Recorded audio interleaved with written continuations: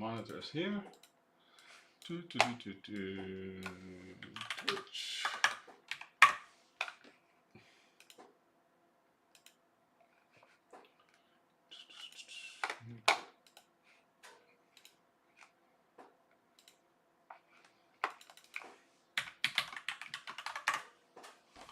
Like that. It should be live. Okay. Let's close this. Just firing everything up. Yeah, that looks good. Okay, it seems like we're live everywhere. Hello everybody and good evening. Let's put on some stream beats. I've been playing the same CD from stream beats for years now, but that doesn't matter. I kind of like it. Even though there's false positives that trigger constantly, which is annoying. Let's see, I should, hey Luke, good evening. I still need to pop out the chat. That is one. Let me get the YouTube one as well. Even though I forget to check it. I've been so busy on Twitch and so dead on YouTube because everybody that used to watch on YouTube switched over to Twitch that I completely missed somebody chatting yesterday. That was a bit sad to see it after the fact, but yeah. I sent a message to Leandro, so he should be good now. So yeah, looking at today, I see a map. So is there pathfinding going on? We'll figure it out. Oh yeah, also let me see. There is stuff and stuff and stuff. There was something like notification. This thing. Like I set up notifications. So now when somebody follows, like if I hit this right now, test notification, it should go out over the stream, right? Yep. So yeah, I've set up that. I don't have any audio locally, so I won't see it. I will have to see the trigger from one of the side angles. Hey Marte, welcome, good evening. But yeah, I found out I used to have stream beats for this. I'm just streaming with plain OBS now, but apparently Twitch has like all this overlay stuff as a browser source available now. So I just added those. The only thing is everything was in Dutch, so I had to like change all the messages to be English again. So I had some fun there. And then there was community. There is a new emote. Let me just put it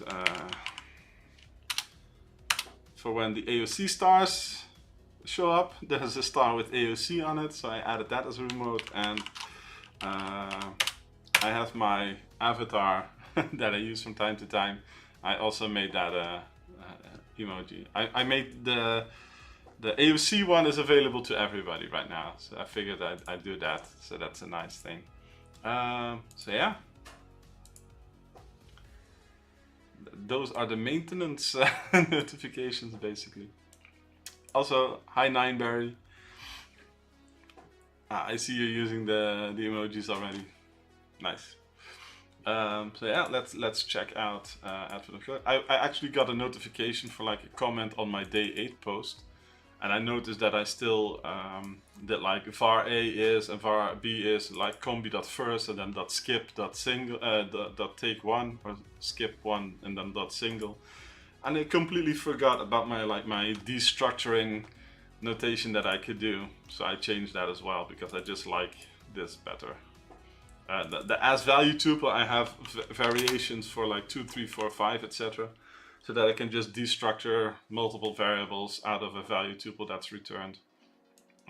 So ideally I won't have to do this in the end in future versions of C#, but for now I still like this better as like .first and then .skip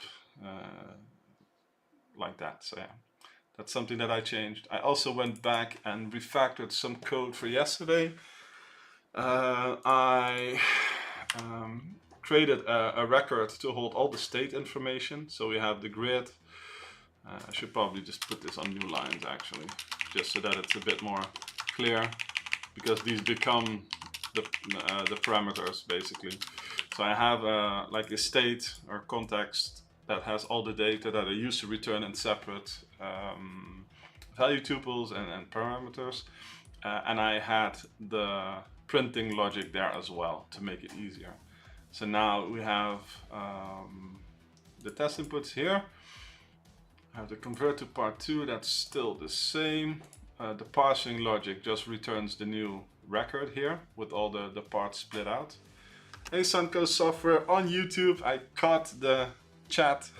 I still need to build something that integrates both chats at one point, but I'm not there yet. Then there is the hasspot indirection single, and that just also gets in that context, so that now the amount of parameters is a little more useful and not too big. So that just cleaned up the code a whole bunch, I think. Same for double.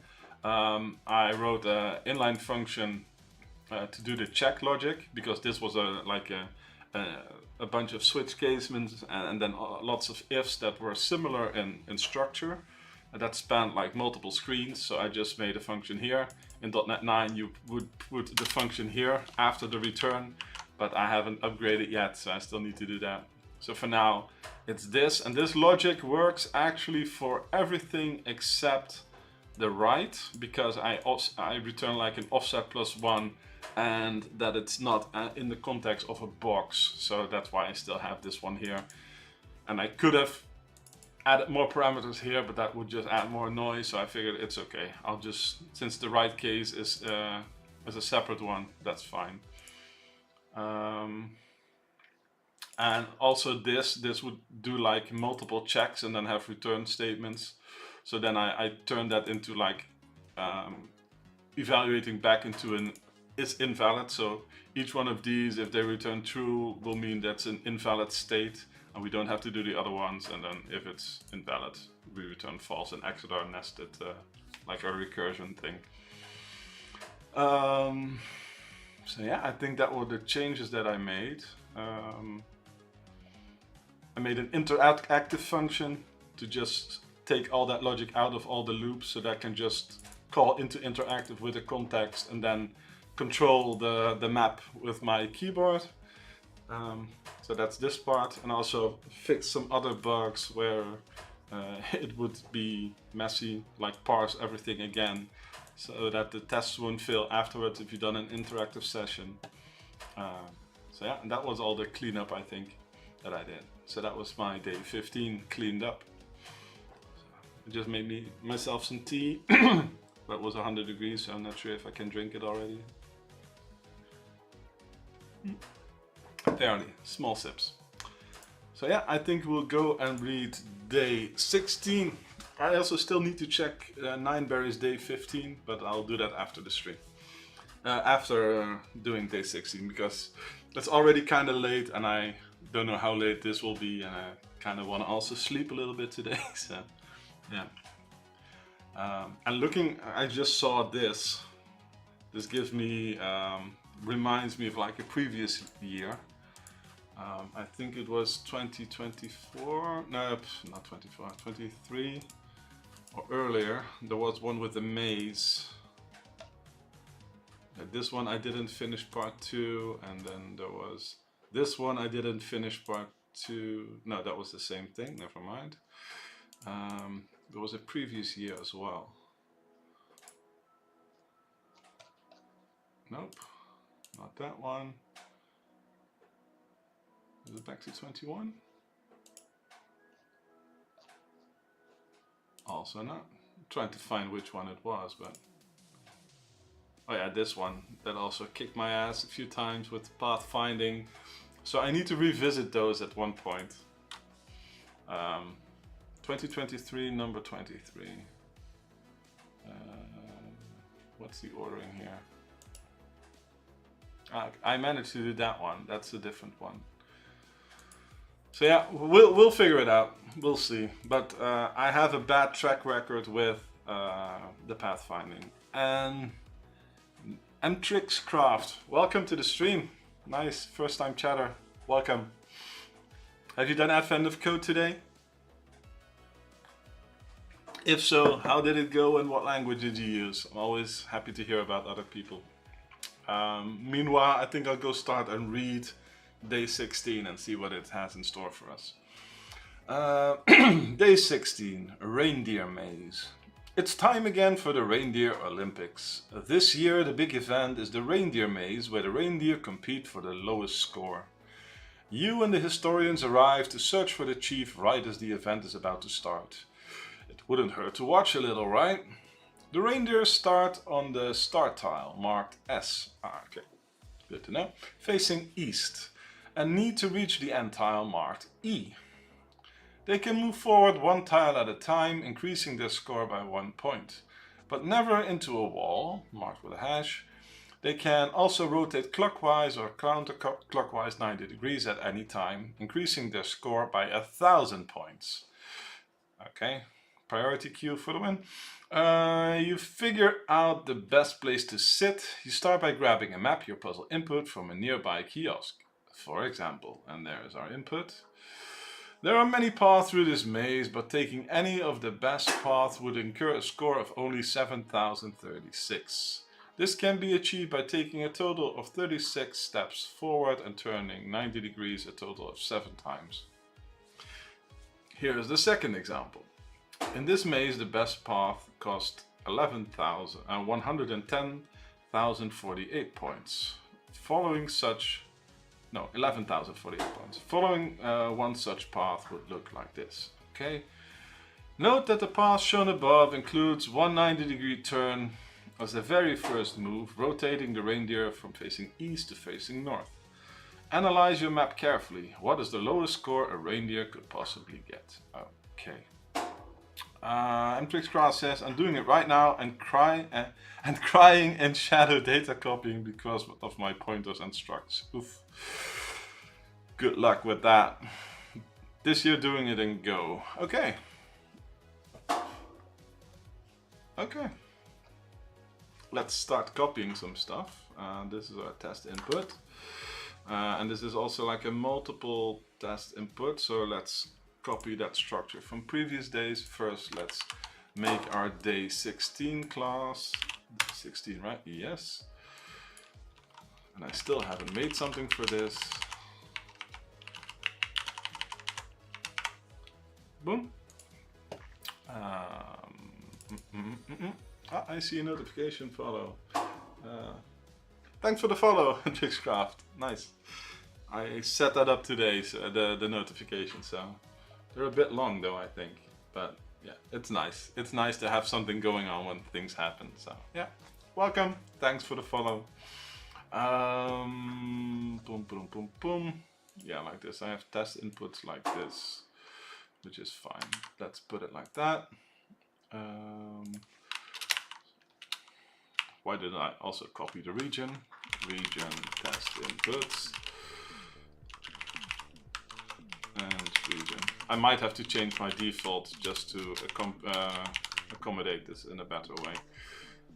But that's for another day.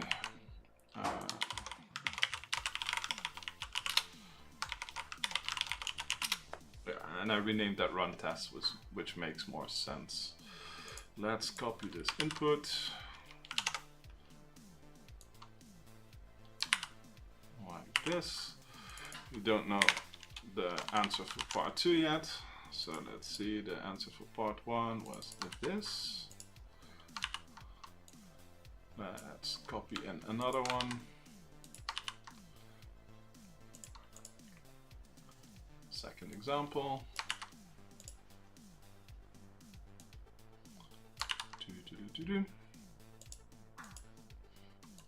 And that's 11,000 something.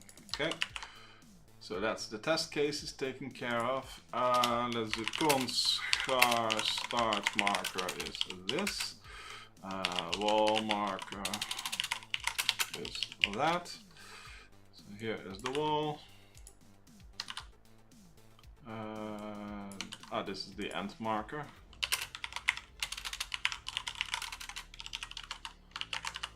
and the S, where is it? There's the start marker, okay. Boom. So that's that. We don't need to do that part. So we can close this. And I wonder if I should do the same as before.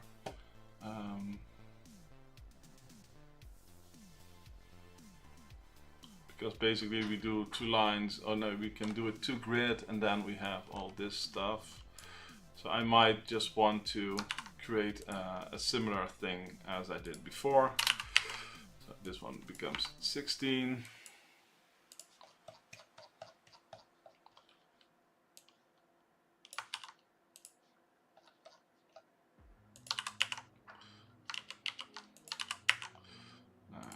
Let's say day 16. We don't have our movements yet, but we might want to pass in the cost, but that's fine. Also, these markers are just needed here.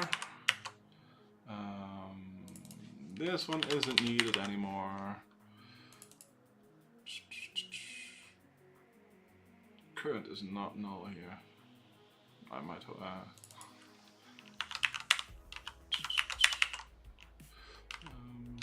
we also want the end marker here.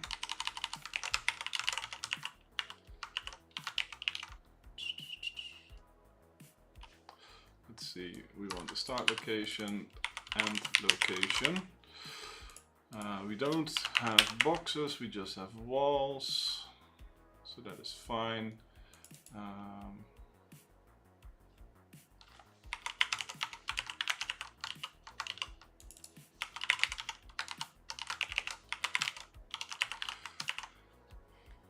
We can do hash set grid location visited if we want to actually. This won't allow us, right? Okay. Boom. So I can add an overload here that just does it like this.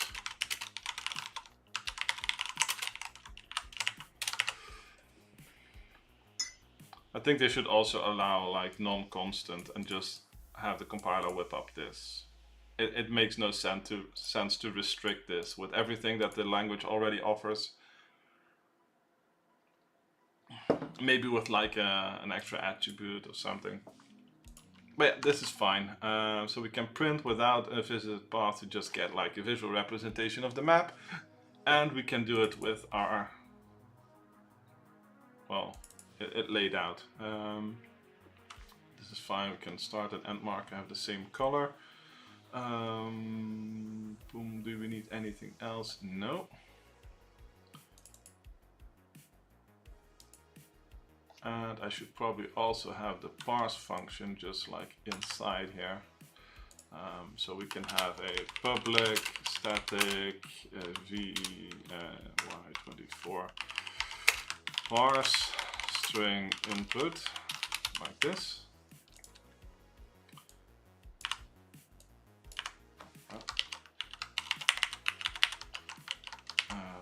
Let's see, this one becomes end location.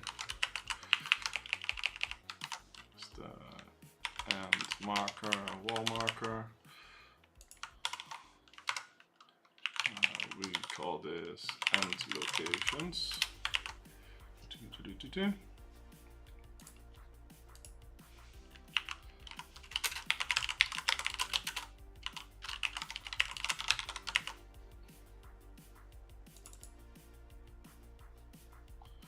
Why is it complaining?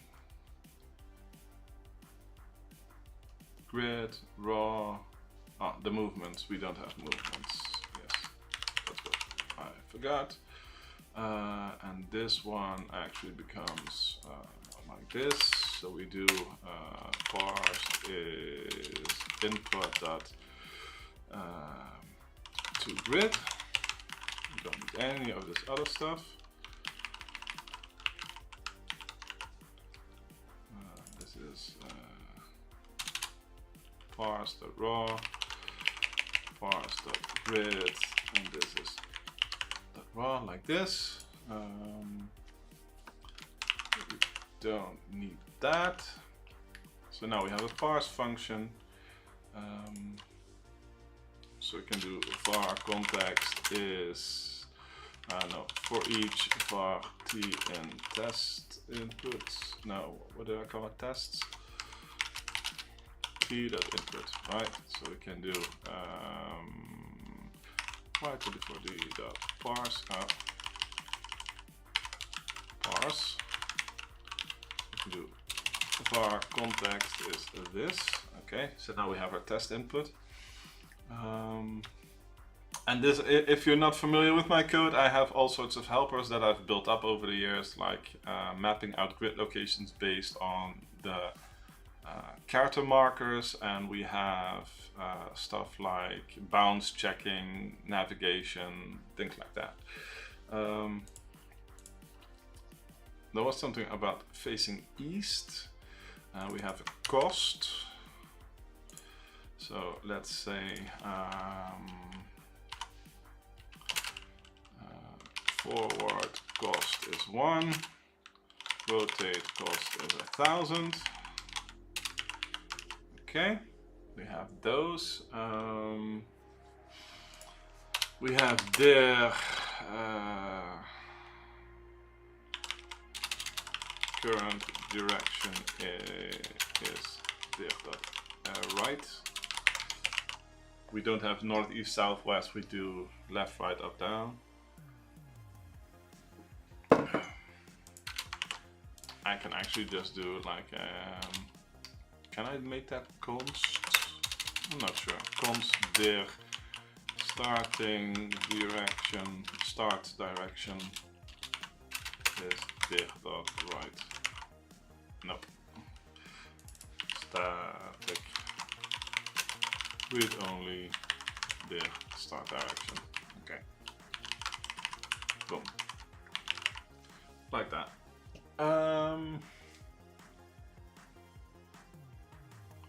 So yeah, we have that. Boom, boom, boom, boom, boom. Let's see. We need a priority queue. Basically, we need to find east. So. Okay, we have a priority queue. We have, do we need our contacts? I don't think so, because that's shared here, that is fine, and it's static, so we don't care. We also have a grid location now. We can just do a grid location current.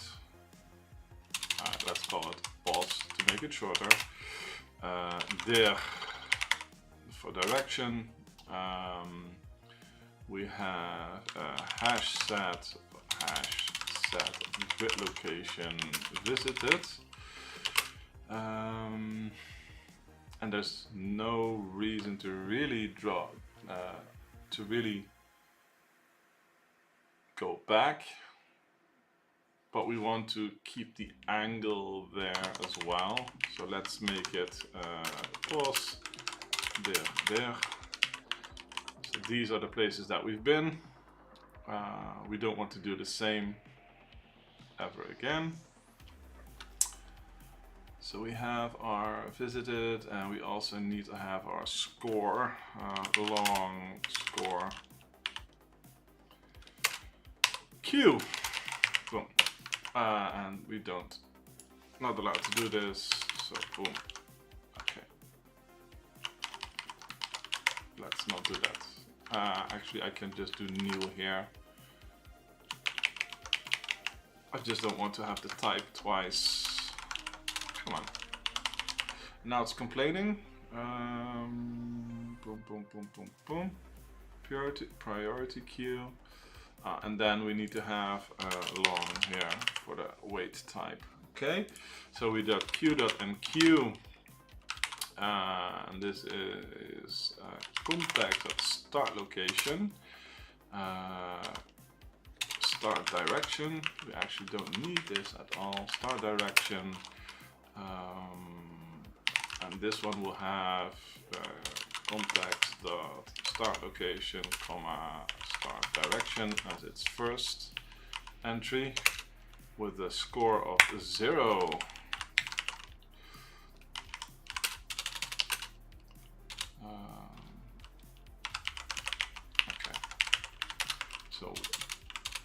while q count is 5 and 0, and I probably need to turn this into a solve function. So let's do long solve y24 context.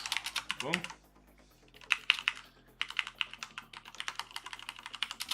Return long.max value. Boom. Just to satisfy the compiler. Long p1 is solve context. Like this. Okay.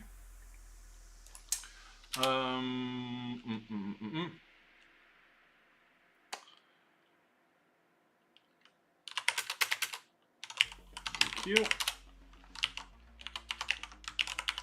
This is our current state. Let's see. What are we going to do?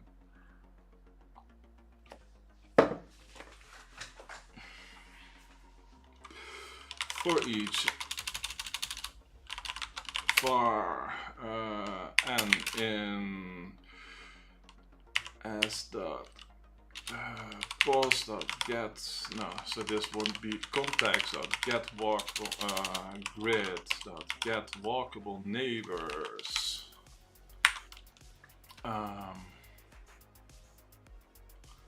So this would be s dot pos, but also context dot wall locations.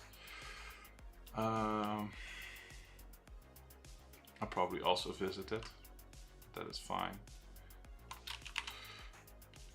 It's probably easier to check in a second stage than to make a combination of two hash sets every time. So this is more efficient.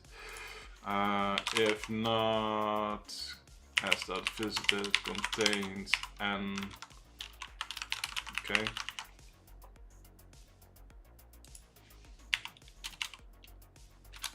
Why is it complaining?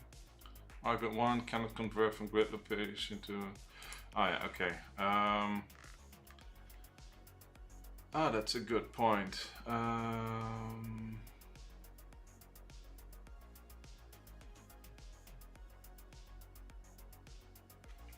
So it might be better because there's also like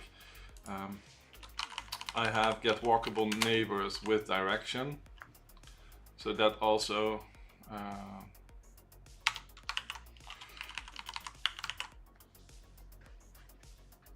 that solves that.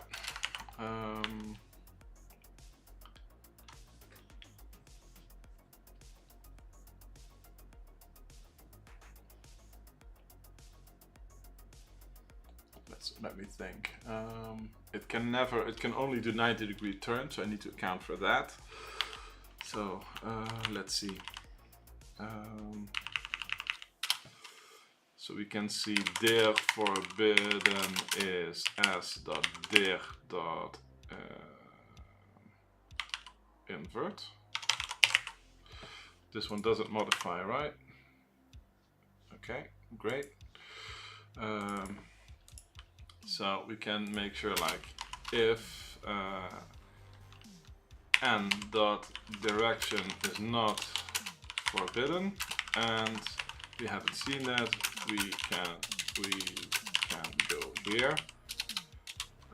We have a long cost equals n dot direction equals s dot dir forward cost, otherwise rotate cost.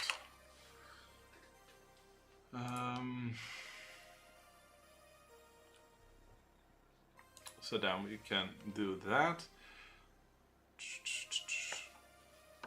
And my only thing is like, no. I was wondering like, do I need to enqueue it and then check? Because let's say that this one gets us to the end step. Could there be a shorter way? Because if this is a turn and there might be another way to get there. That's the only thing that I'm worried about. Like if there's a longer route, no. Well, maybe. So we'll be dumb in this case and just check it on the DQ, because then we know that we've arrived there in the cheapest way possible. So if we get there and then it's the end path, then that is the cheapest way. So not this, we don't check it here. We won't check for the end position. We will make sure if s dot post equals context of end location console.writeLine no, return s dot cost yeah, score cheapest way to get to end location. Normally I would always check it before I queue it, but in this case it might occur that we found a shorter path to the location but that it's more expensive. So we'll just make sure to do it this way. So there might be a little bit more overhead, but we don't care. So this one, hey, I see a new notification. Welcome Unicorn Hunter. Thanks for the follow. And I hope everybody enjoys the new animation notification things that I added.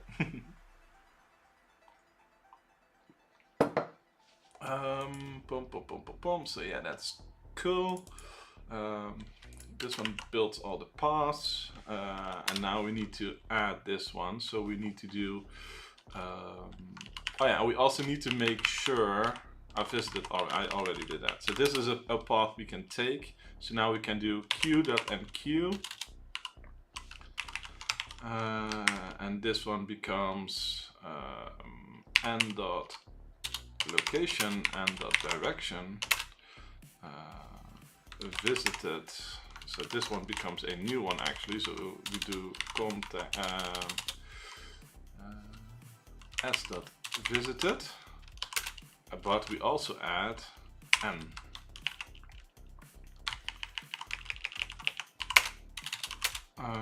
And then we do s.score plus cost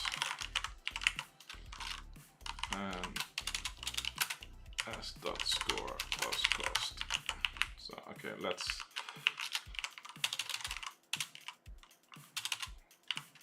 long cost, total cost. So we do it here. Total cost is s.score plus cost.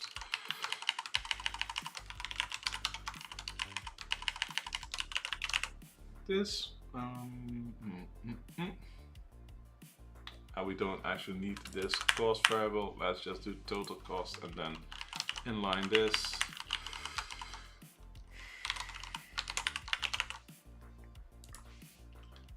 I think that's it actually.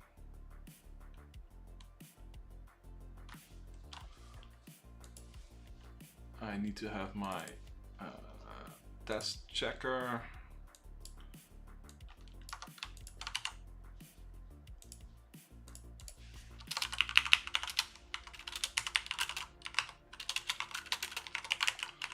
Like this.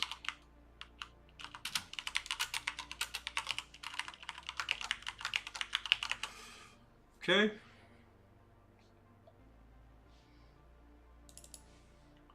Let's see if I forgot about something, but I think this should be fine. But I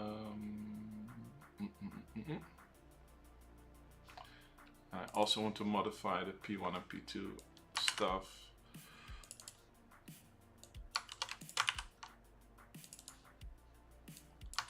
Like this. Okay, we have run tests enabled. Let's run this and see what happens.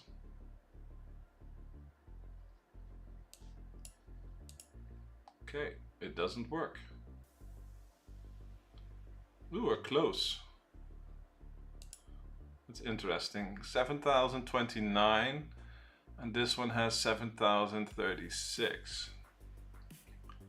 Sanka Software asks, how does priority queue work? It's fairly easy. What it does, it's an optimized way to get the next thing with the lowest weight. So I specify that my weights are longs here. So you add something to the queue, and when you dequeue, it makes sure that out of everything that's in there, it will take the one with the lowest score. So that's a very optimized way to do this. Dix's answer is too low. Yeah, I saw that. The question is why? Bum, bum, bum, bum.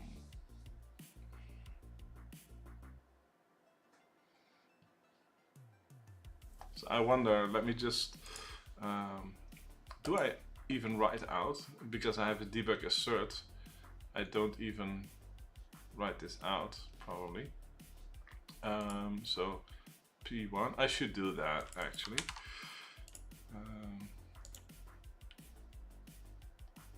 Let's see, add watch,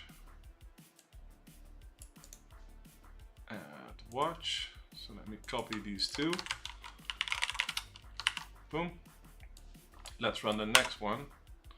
So this one will also be off by a little, see? It's off by the same amount, I think, right? No?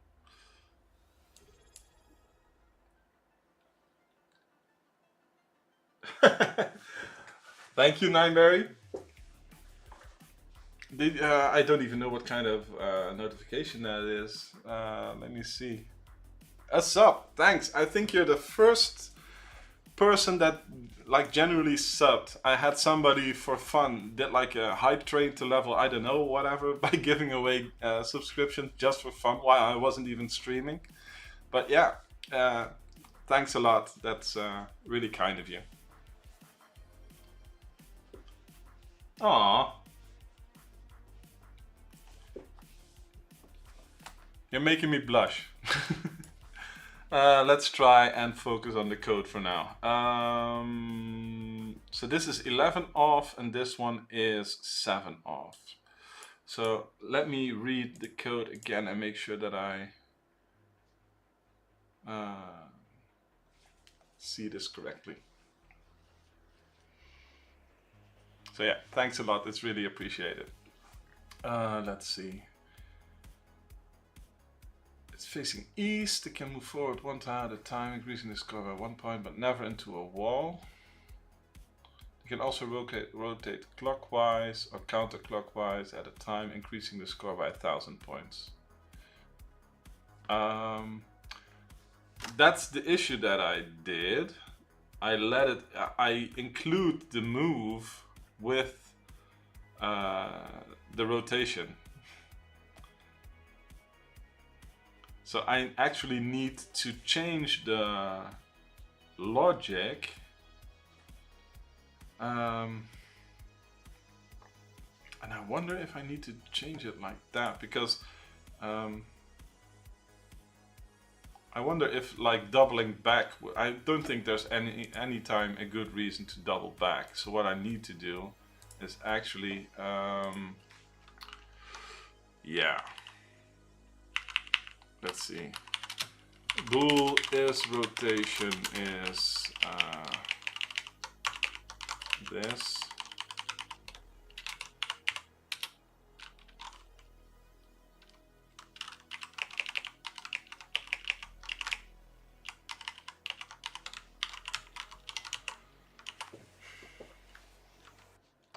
Let's see, is rotation for a cost?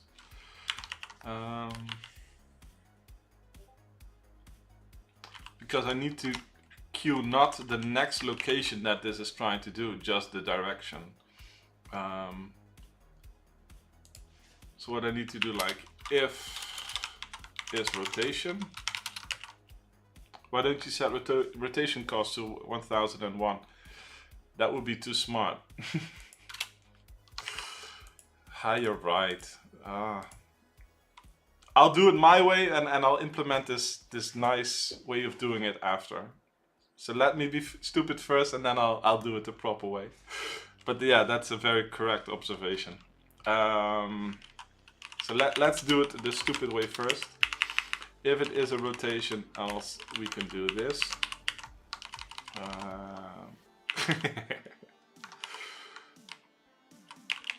Plus forward cost. And now I actually don't need this variable here. Oh well, because I do it twice. Boom. And now I need to do s.pos like this, cost plus forward cost. Okay, so if I run it now, it should work and do an extra step. Whoa! Wait, what? What happened here? That's interesting. Boom. Yeah. Nah, it returned pretty fast.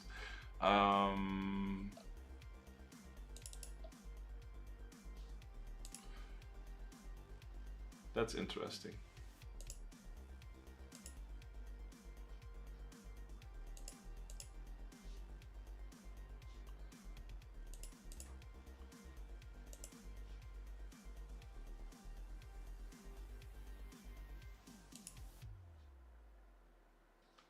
So if it is a rotation, this would be rotate cost.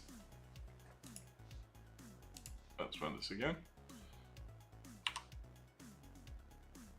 I'm still wondering why it never did, or why it did that, because there are no valid location. Yeah, that's because I do this. So I add it and then the location is wrong. So I need to do this is actually s.post, comma, and the direction. So that's why that happens. And now we still get the wrong value, right? Oh no, now we get the correct values. Okay. And now I also should just solve this.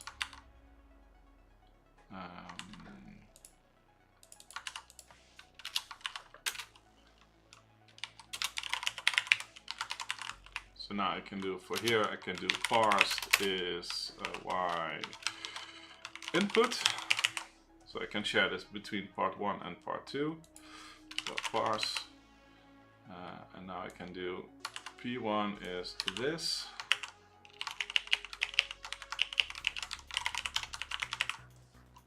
So now P1 should print. Oh wow.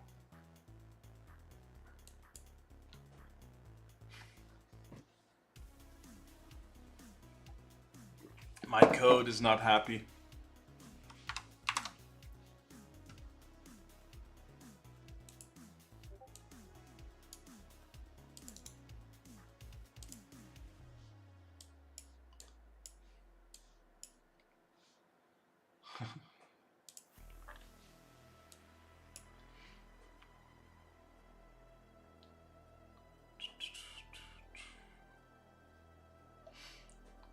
Let me see.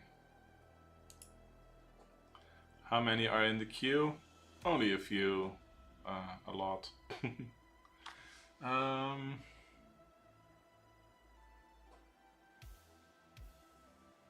the score is so low still.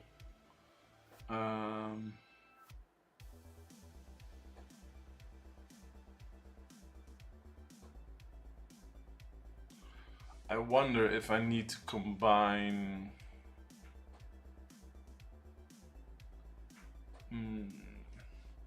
If I should also prioritize like lower amount of moves, because if there's a very big set of short moves,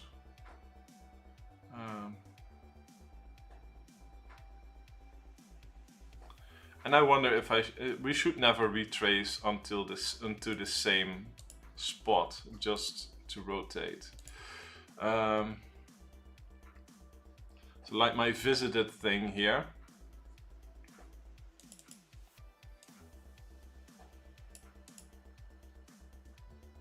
I'm going to do, first I'm going to do looks optimization and also change this. So this now becomes just start location. We won't visit the same spot ever again. So if it is rotation, we do this plus move cost, forward cost, and we still do end up location like that.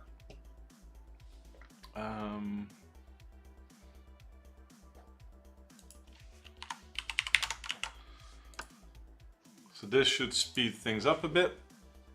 Luke says, let it run almost there. No, this was the real input. I'm not sure, because this was this. Like the test, they finished quite fine, but the real input might be a lot more pricey.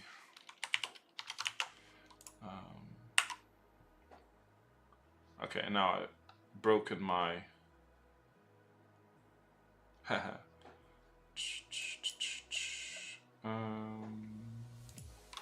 let me see.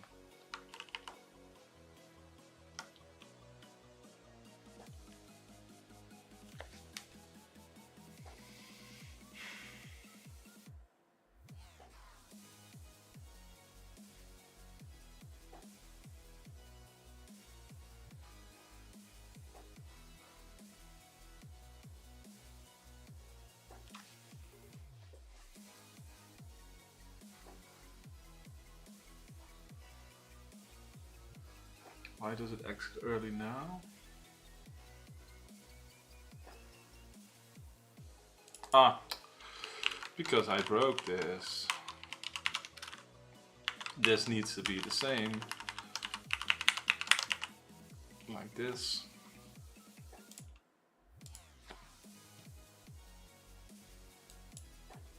Okay, so it's doing P2 now. Let's see how much faster it is right now. It's already doing 3 times as much work in that little time, so that is good. Now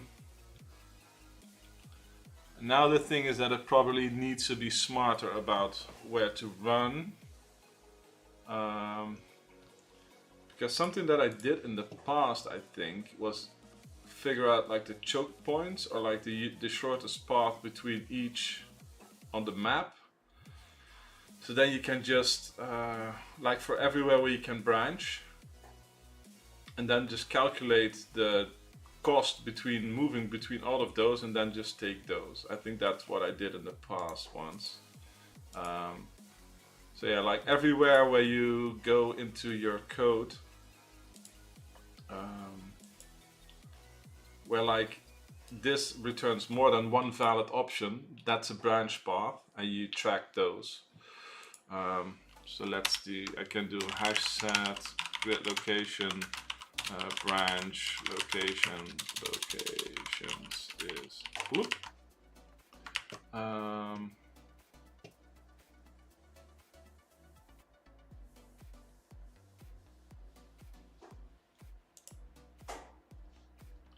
The fact that this runs so long. And to do that, I need a different kind of algorithm first, because you need to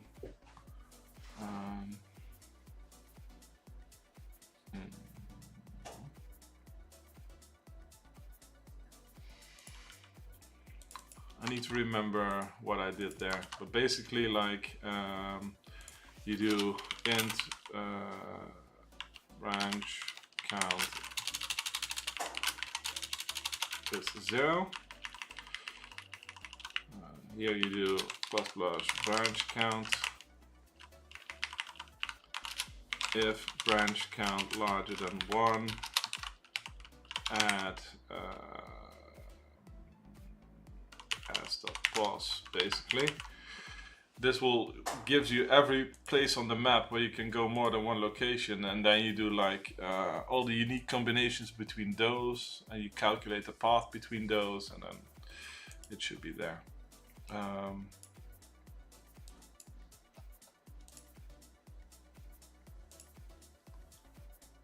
And now it can't break probably because it doesn't know how. because my code changed. So my Visual Studio will be very sad with me, and I probably broke stuff, so that's nice. Boom, boom, boom, boom. View. Debug Windows parallel stacks. There should be none. It's just external code, so it doesn't know how to. Object reference not set to an instance of an object. Yeah, great.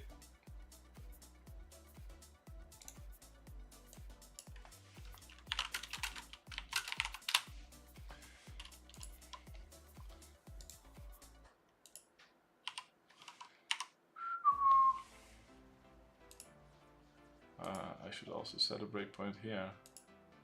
Not that it matters, but.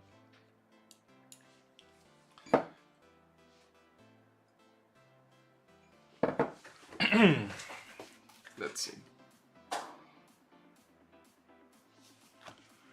The thing is, I have no clue how far it ran, but I think like the whole branch location stuff would be interesting. And to do that, we need to have like no weights and just go depth first, or and we use a single visited queue, not an individual one. I think we could do. I'm just gonna kill it now. Let's see. Hash sets, grid location, find branches. Y24 parsed grid. Context. Let's do context. It's fine. Boom. So we have a hash set of grid location. Visited is blah. We have a queue of grid location.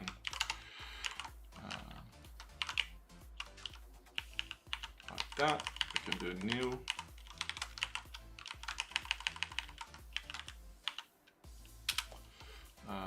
Queue.enqueue context.start location while queue.count larger than 0.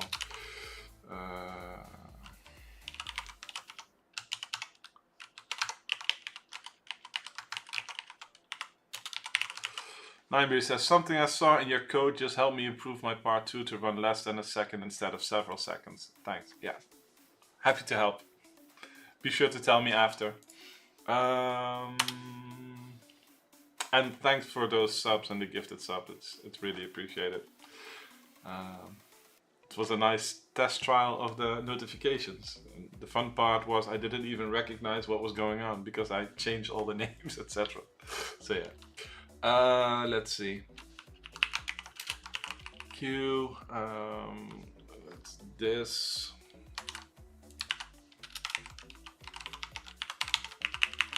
Let's see. Get walkable neighbors. Boss. If not visited contains n.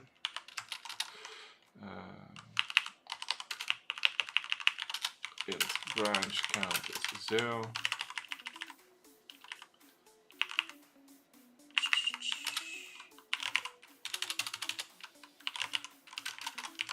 Sure. Comma. If it doesn't contain n dot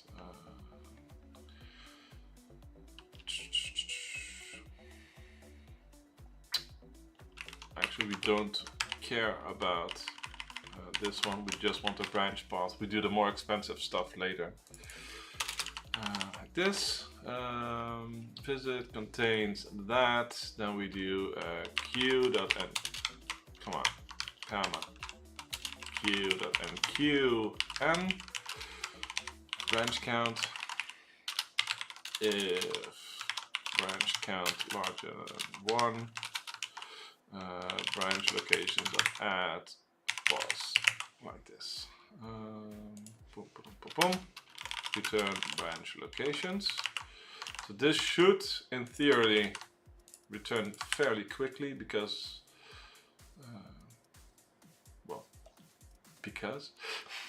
let's see. Var branches is find branches parsed, and let's put it like that here. Yeah, we don't care. Oh my god, why is this still slow? Oh, because I don't add to the visited. Never mind, never mind, never mind. So we do visited.add pause. Boom.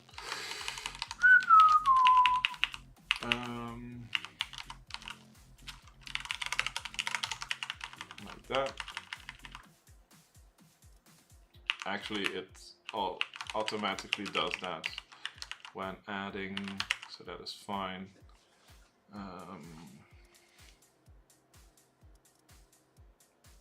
No, that's not fine. Let's also add it here so that it's more aggressive and it won't do it like that. Okay, so there are 400, oh, Jesus, that's a lot. That's a lot. So there are 844 branches. So my idea was now to get all unique combinations, but that is like, that will be get permutations, 2 false. How many is that? But count. That's still a lot. Okay.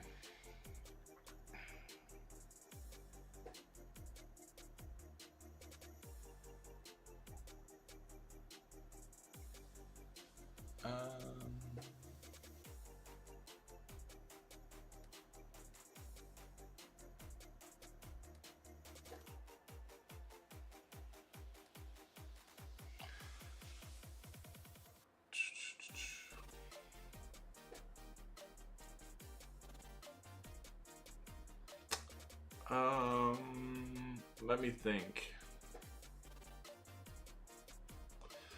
Because this can also be shortcutted, like every time you hit a path.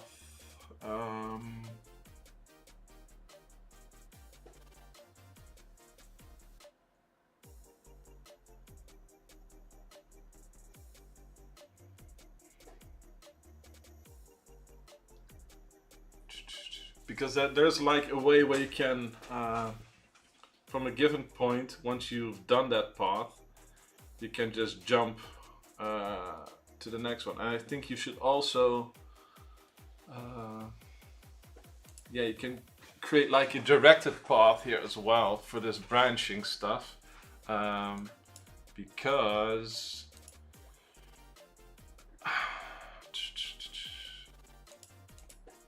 I think you can keep track of every branch that you've seen in order, so that will give you all the connections between those paths, any possible connection.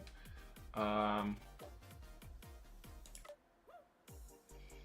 I think if I add to the queue also another grid location, which is like the previous junction.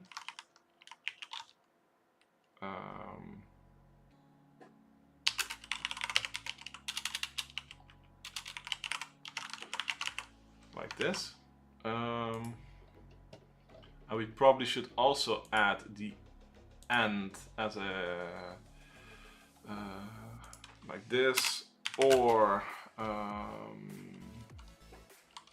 pause equals context of end location. Now we add it to the branches. Wait. Let's do list grid location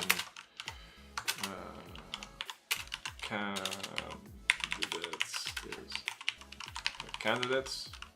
Yeah, we can do it like this. clear. We don't need this branch count.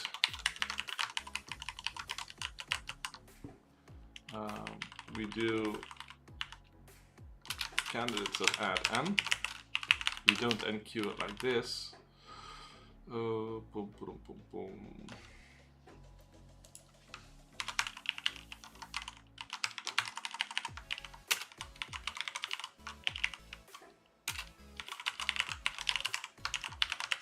Like this.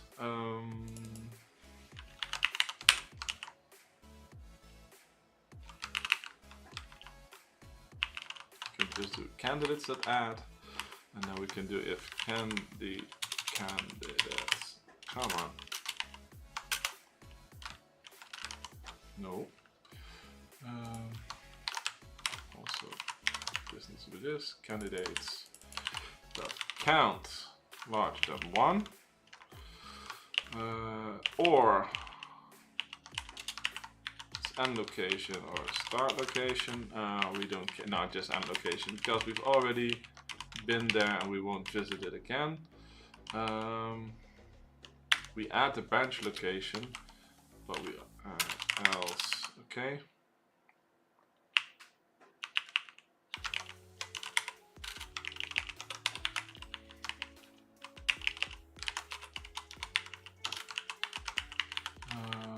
Boom, boom, boom, boom.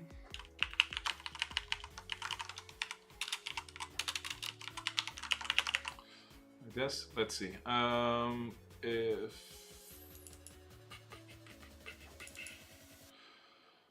yes, we need queue that position, we need to add that, and then we also need to, we always need to enqueue it, but it's a different, so we do for each for p in candidates. So we do visitor.add p q and q, and this becomes p comma q.pos, because now the thing that we're looking at was a new branch, so we'll track the previously seen branch so that we can make pairs here. So we can also have like hash set come on, grid location, actually this should be a list, grid location branch A, grid location branch B, branch pairs, and we can then make a dictionary out of that. So we don't need to have all unique combinations, we can find all the connected branches this way. Boom, boom, boom, boom, boom. So now we can do branch pairs.add. So this one becomes q.position, comma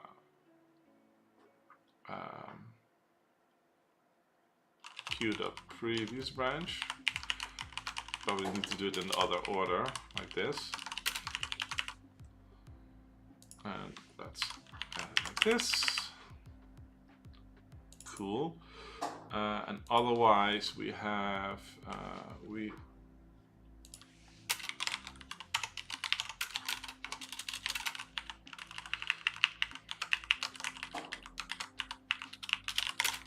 is candidates.single. Come on. We do the same except this will last branch. No, last previous branch. Okay, so now we want to return, we can just branches, and then we have this one, which are the branch pairs.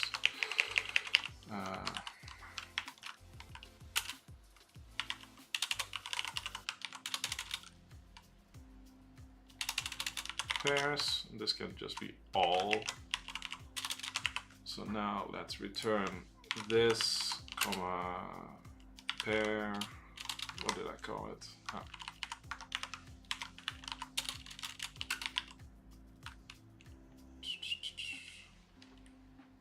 Branch pairs, like this. Okay, So let's run this again. Now we should have, I think, haha, that's cool. I didn't expect these numbers to be the same, but so now we can do like item 2, but where x, and I should probably order them, but x dot branch, come on, branch a equals parse dot end location, or x dot branch b equals parse dot end location, to list, to array, also fine. And now you can see that the end location has only one connecting path. So you could work backwards from that, and then it doesn't matter which way you go, but does it? Maybe. So now we just need to find the optimal path between each of those points. And then you can find out which combination of paths is the quickest, cheapest way to get there. I'm kind of worn out from coding all of this. So yeah, let's see. Branches dot pairs dot and it actually matters which way around you go for the left and right, I think. No, it doesn't. I don't think so. No, I think that doesn't matter. So we probably should sort them.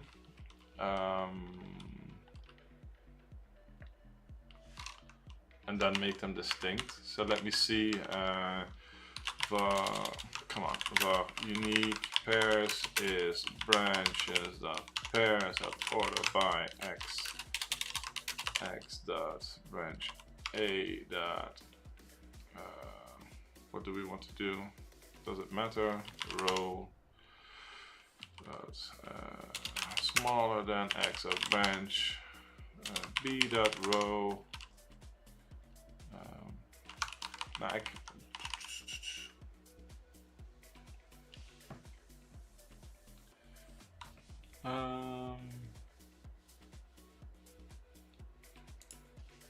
can just like compare grid location dot create a comma b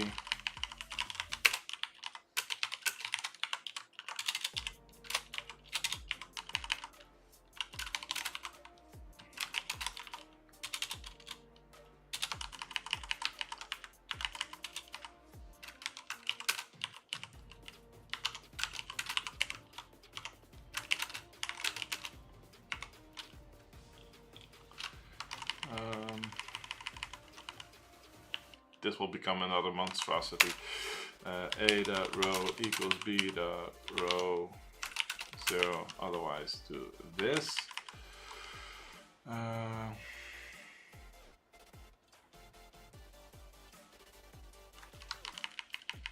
no, that's not true, because I need, in this case, you need to do a dot column smaller than b dot column, like this, because we already figured out the equality. So we can actually do sort, var grid sorter is this, like this, boom. Why is it complaining? Let me stop running.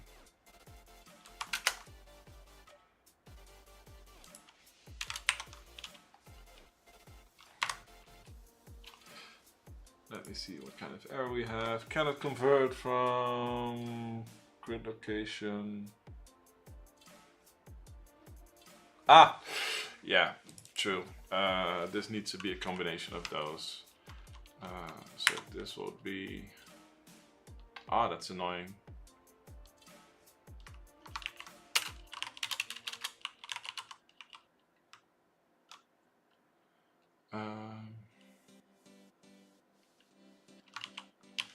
Actually, I can do those. I can do that as well. And then we do pair sorter.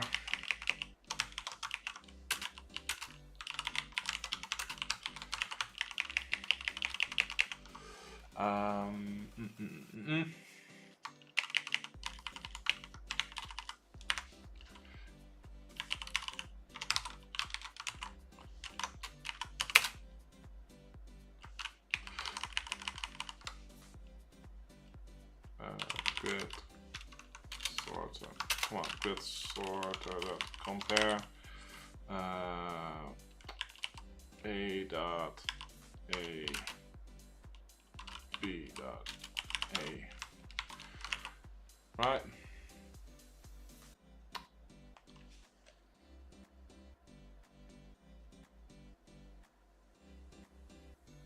Is that what? Okay. Is this enough though? And then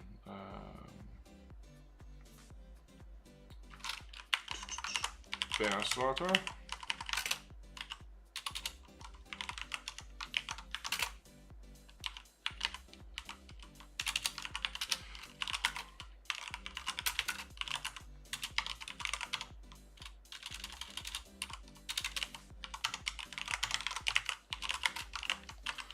Let's see what this does.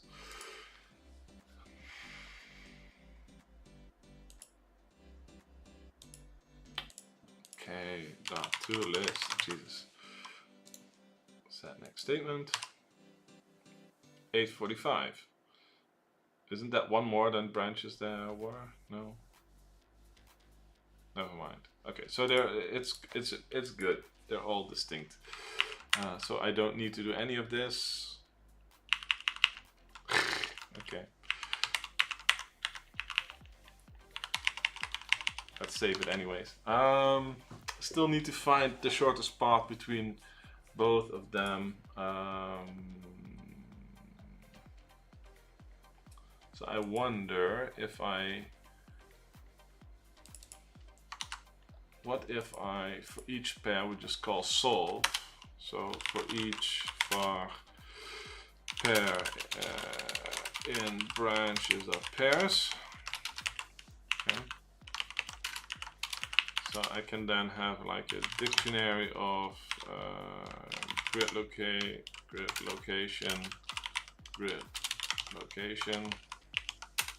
pair A, pair B, long, best pair cost.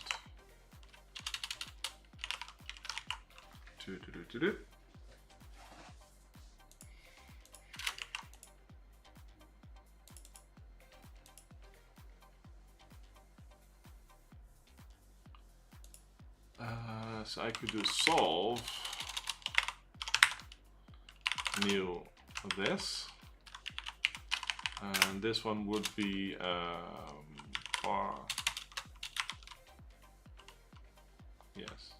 parse.grid, parse.raw.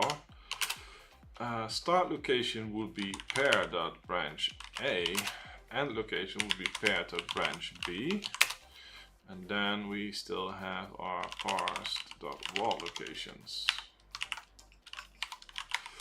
So then we would have best pair cost dot add pair this.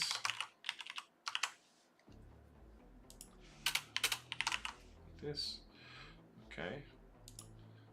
So let's see if this is feasible.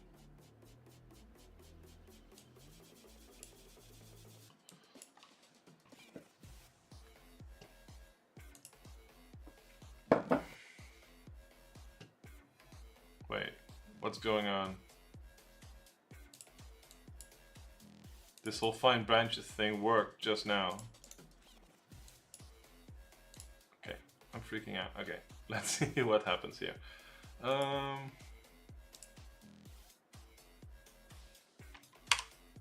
Okay, it has all of them.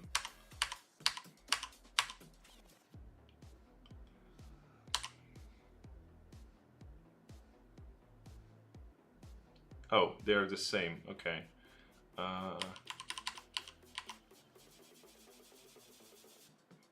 Cool. Okay, maybe I need to run it for a bit longer.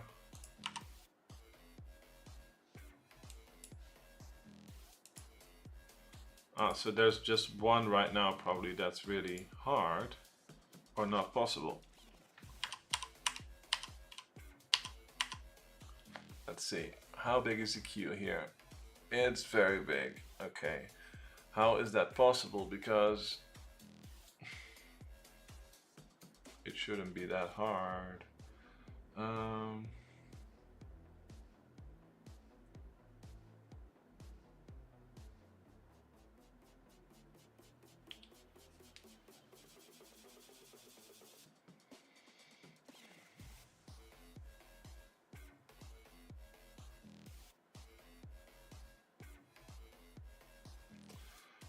I should probably have like a cache.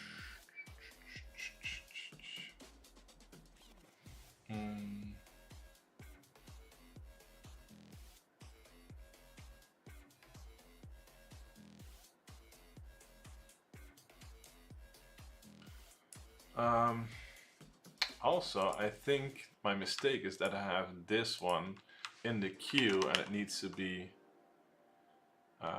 global.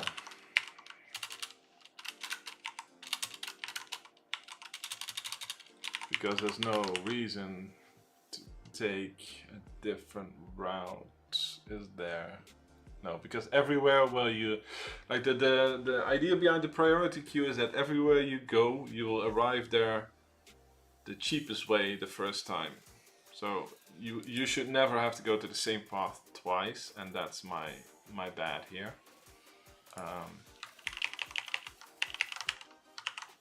So I should do with start contact up start location like this.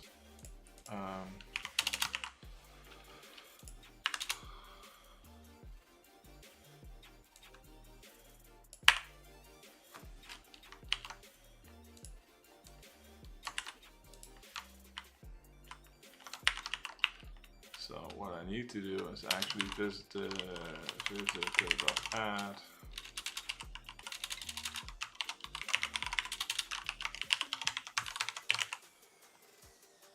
Priority queues. Are you in part 2 already? No, not yet. I made a boo-boo in part 1. So, and I already did lots of optimization work that I probably didn't have to do, like finding all the unique branches and all the unique connections between them so that you can way more efficiently do the whole thing. And so yeah.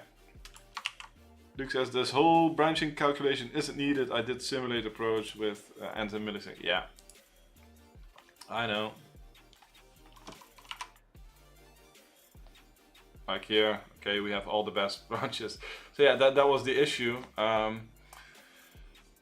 now we have a highly optimized solution that brings down the whole the whole map into even smaller parts. So I could do it way faster, but yeah, let's just solve P1 and see if this is the correct answer.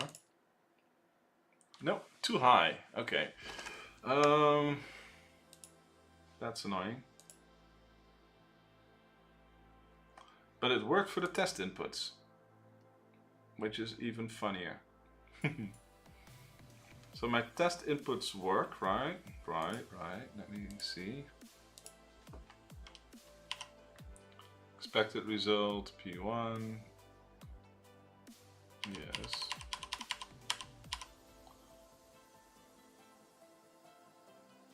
Okay. Boom.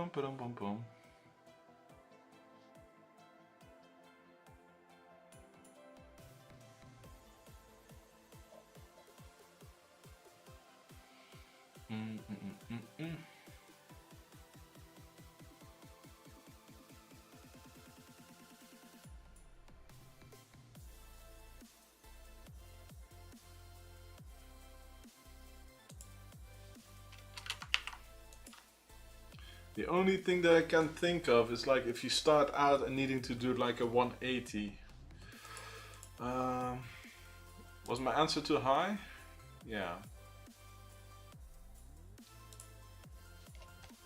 Let me think.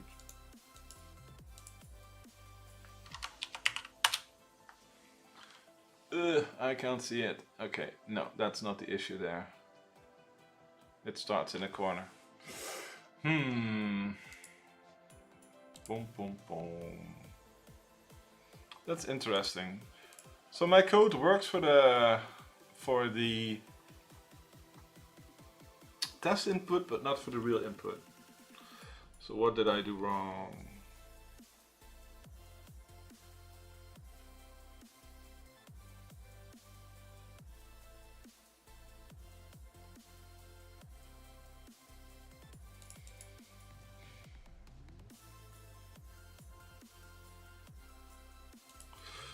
Can this mess with anything? Probably not, but let's see. What was the answer that I got? Today is really a day that's horrible to debug. Yeah, probably. I wonder what answer that I put in last time, but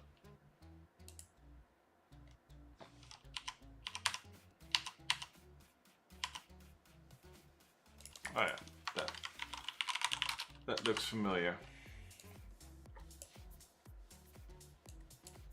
The cool thing is I should have a parse.grid.print path.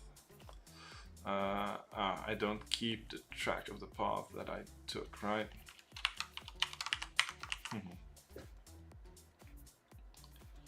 You should be able to visit the location twice in another direction, okay?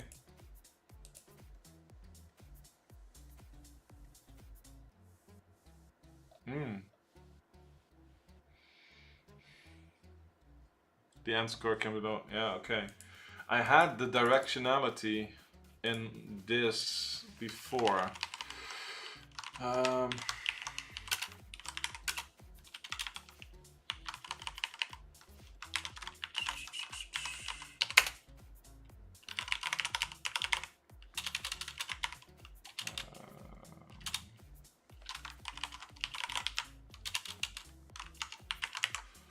This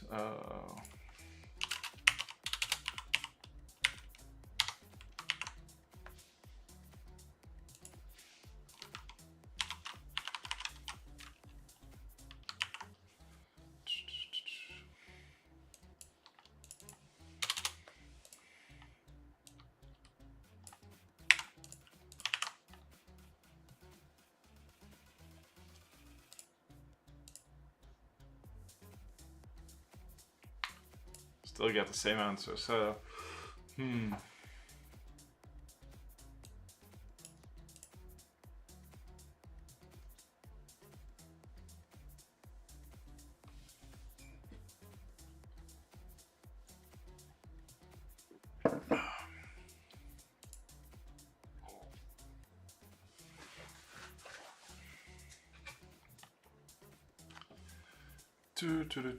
what can I do?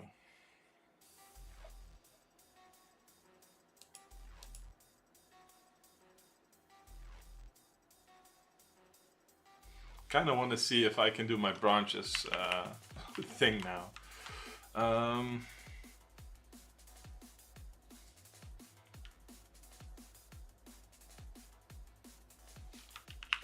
Let me see if I can do that. Long solve.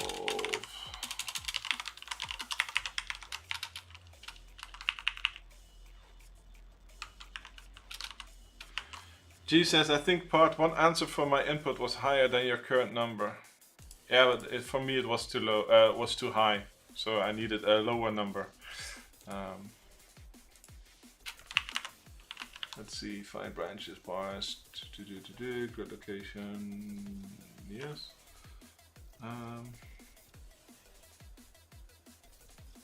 don't override the input, so that's not the issue here. Let me think.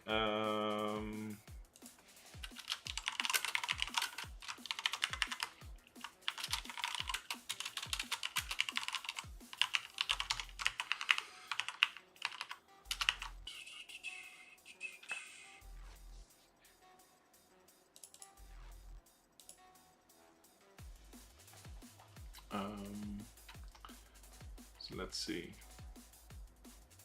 I can do branches of pairs dot group by x of branch A to dictionary x of key x dot select y dot branch B.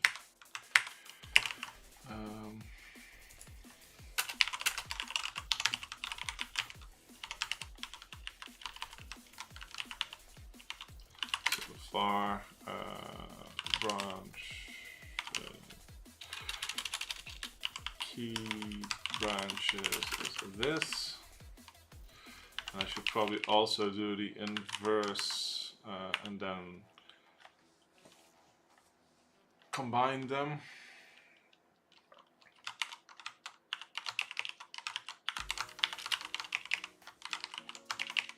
Boom, boom, boom, boom.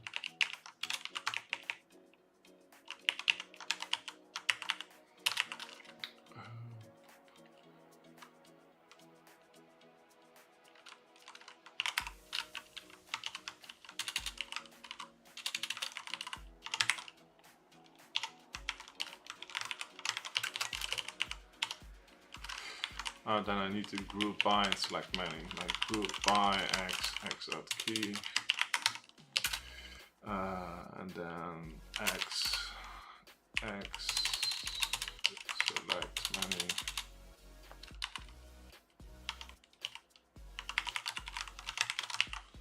No.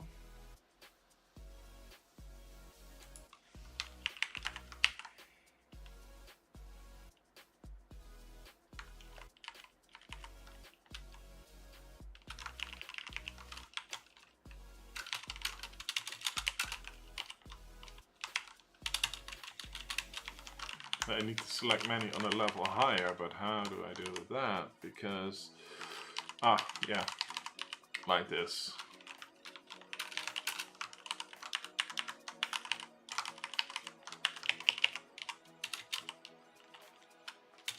Come on.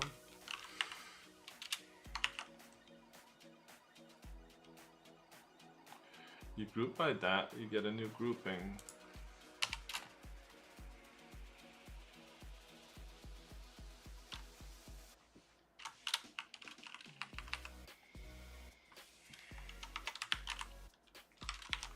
What am I missing here?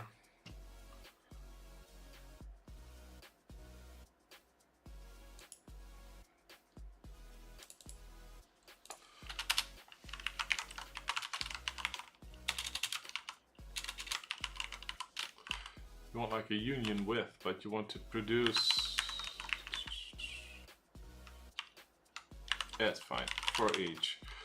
For key in key branches B.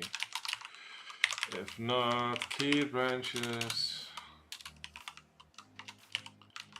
try get value key dot key.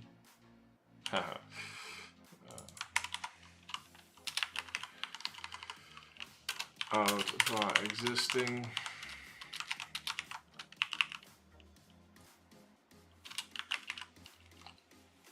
B dot value dot union with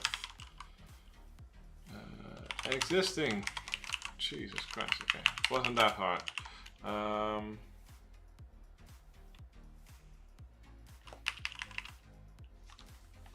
Is that everything that I need to do?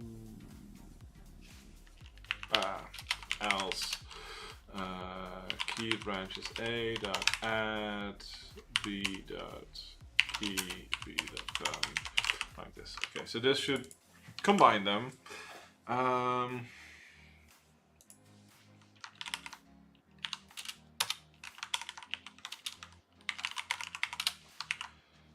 So this should give you from any point to any other point. So would this be easier to traverse, or I wonder.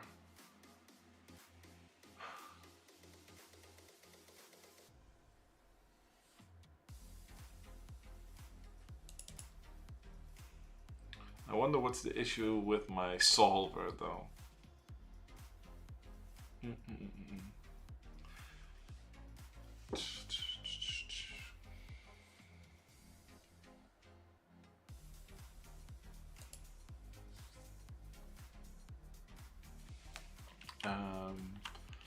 So now we can do priority queue. This will be grid location, current, pause.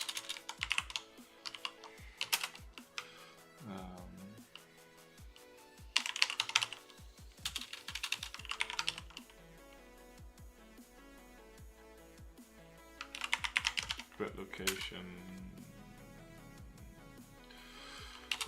This is visited, long costs, long, queue is new.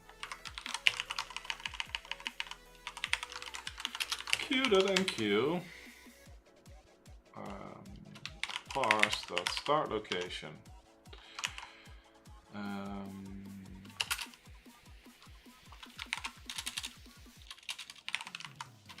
Visited, yes, no, start location, 0, 0, okay, while queue.count larger than 0, boom.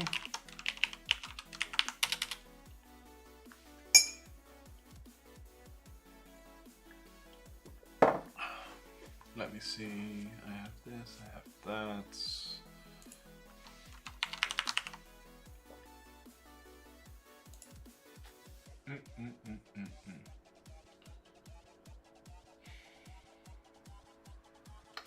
So now we need to look into our key branches.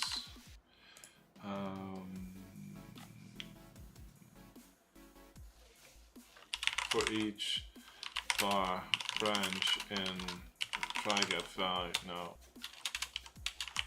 try get value.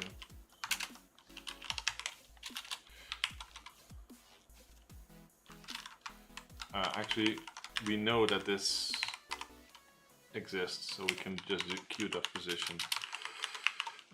If not queue.visited.contains branch,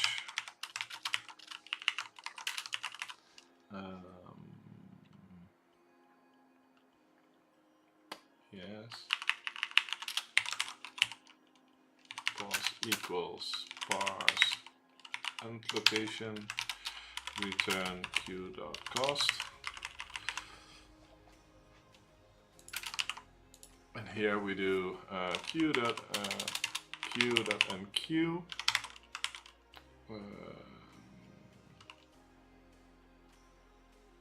branch,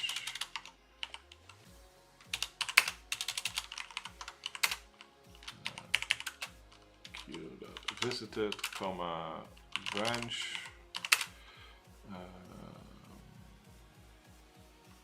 yes, queue.cost plus branch dot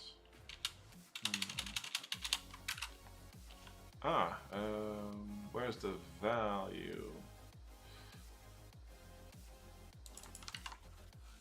Best pair cost. So that would be best pair cost, but I don't know which way they are around.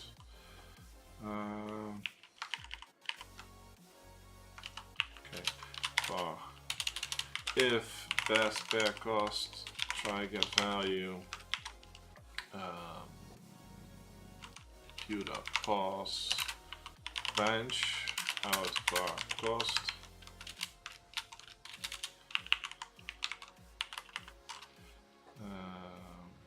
if not best pair cost try get value branch queue.pause out var cost 2, throw new argument exception. actually application exception because I messed up. Could not find cost for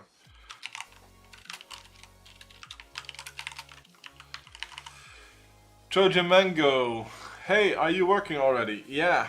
Welcome, first time chatter. I'm doing part 1 for Advent of Code day 16. My test input works, but the real input doesn't. So I'm trying a different approach to see if that helps. But I'm not holding my breath. Branch. Software engineer. Yes, I run my own software company actually. So yeah, I work as a software engineer. Let's see. Try get out. Sure. Yep.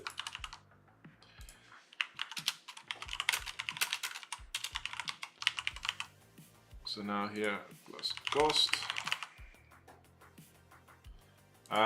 It works that you find your own customers who need work done, and you do it for pay.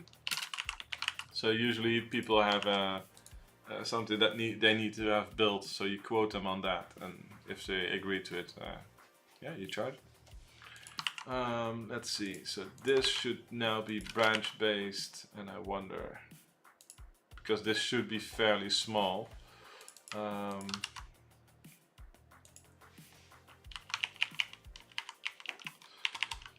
Do you use websites like Uppon? No, I actually started out working on rentacoder.com way back when, and I got lots of small projects from that.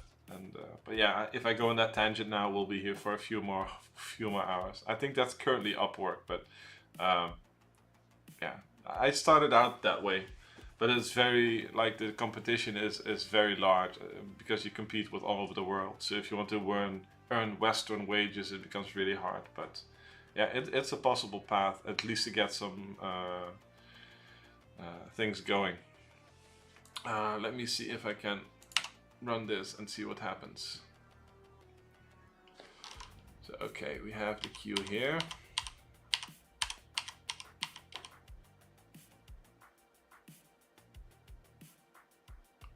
Oh yeah, I still need to remove the ones that are like AB pairs that have the same one in there. So yeah.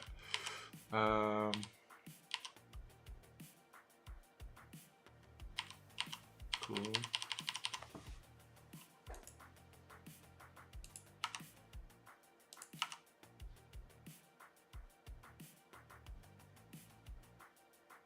Wow, 120,000.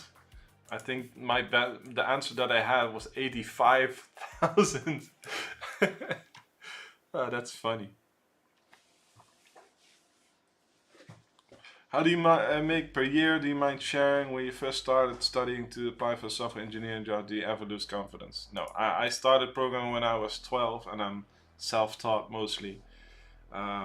It's a really long story, not for now. I'm trying to get this out because it's like an hour until midnight here, and I need to get some sleep as well. I can tell the story sometime, but not now, because I'll need like a long time to finish it. When did you get your first job? I was doing a full-time job and coding on the side because it was my hobby, and I used sites like Rent-A-Coder, and I found a company there called WCCL, which is run by Carl Moore, which writes for MS Press, like how you write code in C#, published by Microsoft. He's a Microsoft MVP, and I did like 20 or 30 projects for him, and then he offered me a job. And I was like, okay, if like somebody who writes books that teaches you how to program wants me as a hire for his company, I should probably look closer to home in the Netherlands. And that's what I did. I wrote to a staffing agency, and they were like, okay, how can we bind them to you? And then dat was leuk. What was I going to say? Yeah, so that's why I got like in a coding for hire, where they have a bunch of programmers and big companies can hire them. So then I started working for like insurance companies and banks as a software developer in the Netherlands, and Yeah, it's a very long. It's a long story. It will take many hours to cover the whole saga of my programming experience and career. But yeah, start small. Like programming is something that takes a lot of time to master. Don't expect to like go from zero to that. It takes years and years and years, but it's very rewarding if you stick with it. Except when you do advent of code and have a bug and you don't know how to solve it. So yeah. So this is interesting. It says like the cheapest cost for this path is this, which is probably wrong. So these best pair costs, it's interesting. So these are like all the connections that you can make and how much it costs to go from one to the other. And for some reason,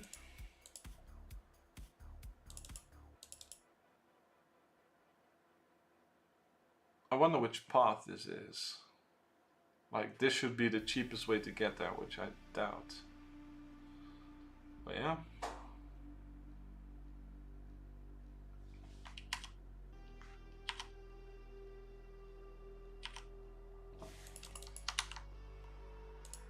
It did say too high previously, right?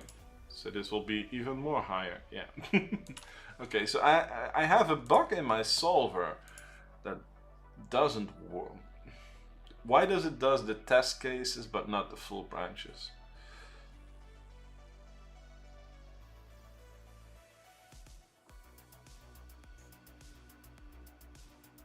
Ah, I know. Because this doesn't take into consideration the location that you start from. I forgot about that. This solver here, it will say that you're at start location and start direction, so that's not correct. It will always say start direction, but it needs to know which side it was facing when it got there. Ooh, do we even know?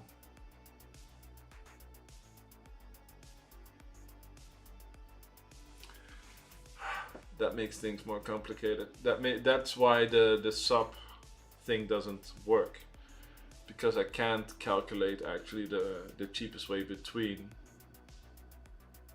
because you can arrive there at multiple angles, so you need to also know at which angle you arrive there. So I need to rework my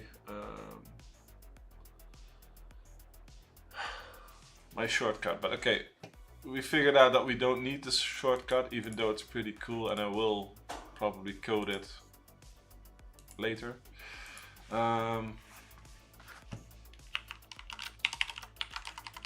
Why does the solver not work? Long p1 equals this.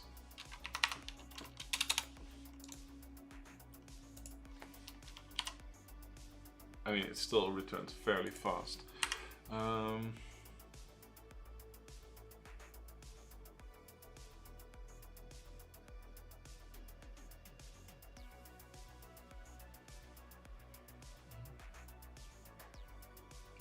Good night, G. I misread that.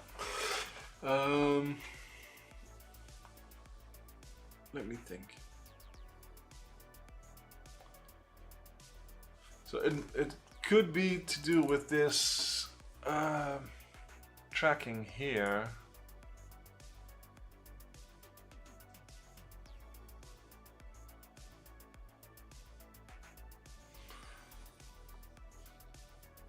Thanks for the follow, SMD ASY. Welcome. Let me think. So we're still on part 1 for day 16, and we're in the unfortunate situation that it works for the test input, but not for the real input. So I did something not so smart in my code somewhere, which is unfortunate.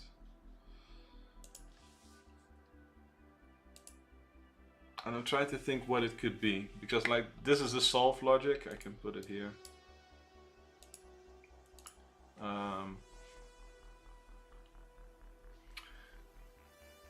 let me see. I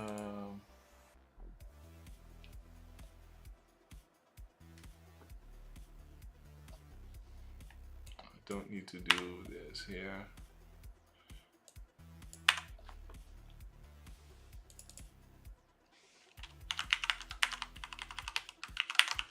Let's clean it up and keep it to the bare minimal. Start direction. We skipped the backwards ones. We make sure that we haven't gone there or been there before in that same direction.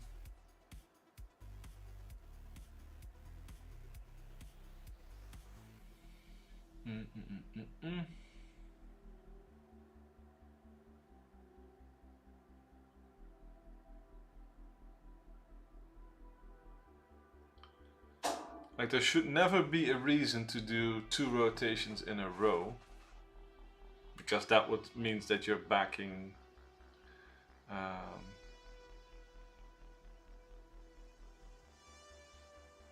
because you could have just done that in a different way.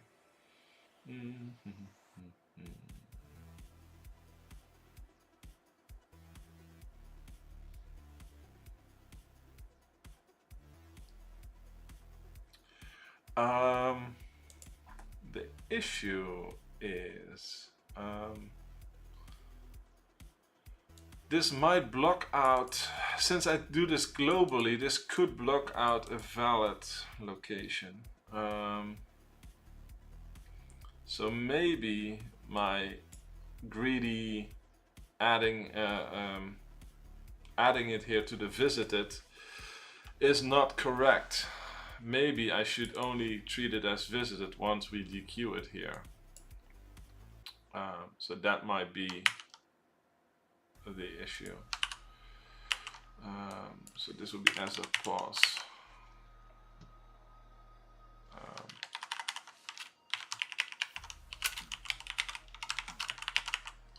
Like this.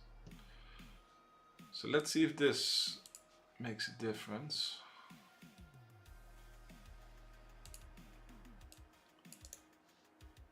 Is that a higher number or a lower number? I think it's lower. I think I found the issue, right? Woohoo! Okay. That was a stupid mistake that caused like an hour detour. Okay. So let me explain what happened here. Very important. I love the new AOC star bigend. Thank you. Looks great, Nineberry. Okay. Only mark the location as visited once you actually process it from the queue. If you do this beforehand, trying to be clever,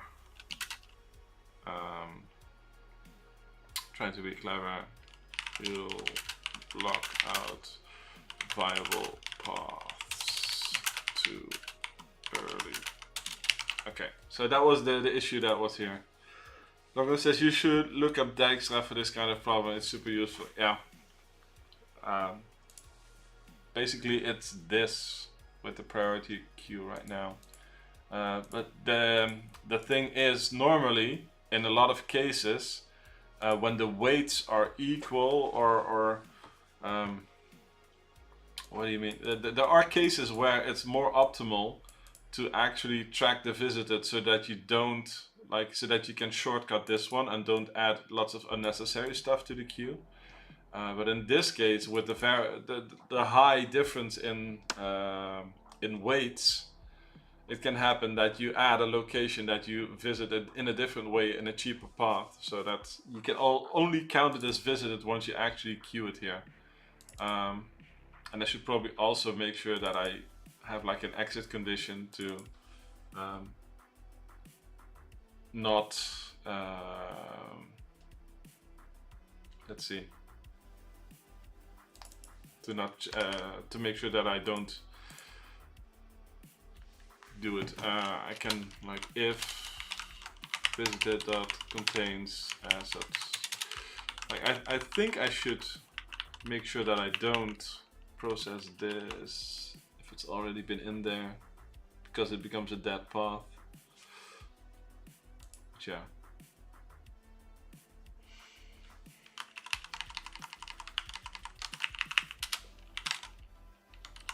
Visited that contains continue. I wonder if this hits at some point. Yeah. So you do some unneeded work if you don't check that. But now, did I break something? Cool. Okay, let's not be clever and it's good. Okay, let's see what P2 holds in store for us. Haha, these are not needed.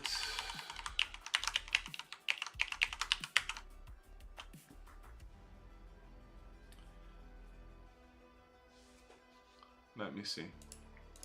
Let's see what part 2 holds and see if we can go to bed before midnight. Part 2. Now that you know what the best path looks like, you can figure out the best spot to sit. Every non-wall tile, S period or E, is equipped with places to sit along the edges of the tile. While determining which of these tiles will be the best spot to sit depends on a whole bunch of factors. How comfortable the seats are, how far away the bathrooms are, whether there's a pillar blocking your view, etc. The most important factor is whether the tile is on one of the best paths through the maze. If you sit somewhere else, you'd miss all the action. So, you'll need to determine which tiles are part of any best path through the maze, including the S and E tiles. Okay. In the first example, there are 45 tiles marked O that are part of at least one of the various best paths to the maze. In the second example, there are 64 tiles that are part of at least one. Okay. Analyze your map further. How many tiles are a part of at least one of the best paths to the maze? Okay, I don't understand this. Is it just the path that it took, or am I crazy? How many tiles are part of at least one of the best paths through the maze?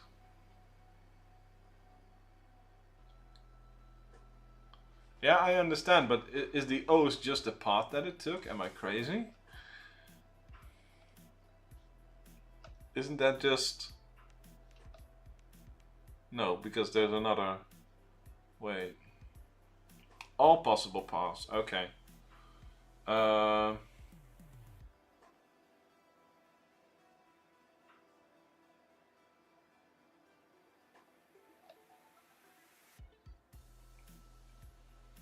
All possible winning paths.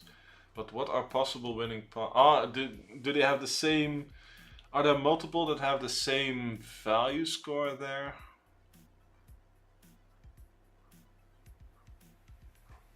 Okay.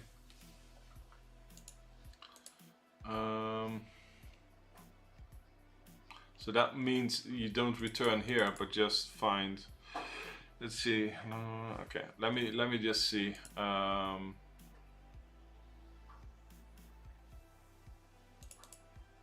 But that means that I do have to branch out to do multiple.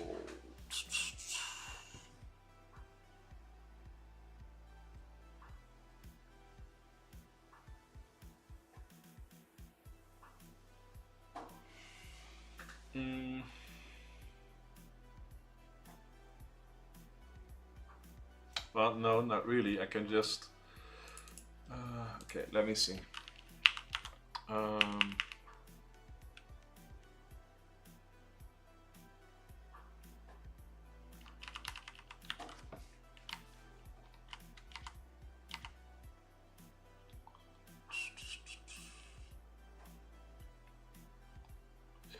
I should keep the path here then as well. I'm just wondering, like, I shouldn't return at the first one. I should return the ones that have the same score until it goes up. but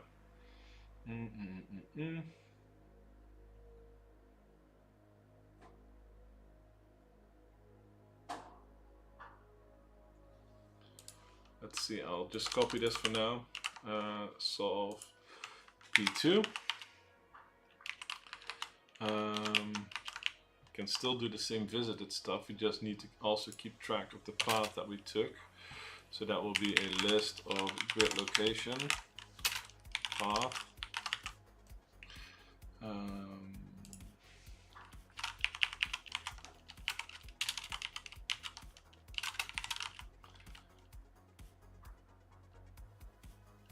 Nineberry says, need to go to bed, good luck and have fun. Yeah, thanks Nineberry.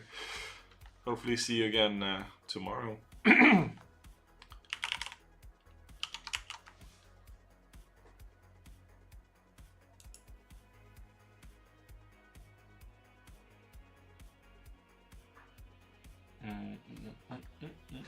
Let me think. So we do long best score is in the max value.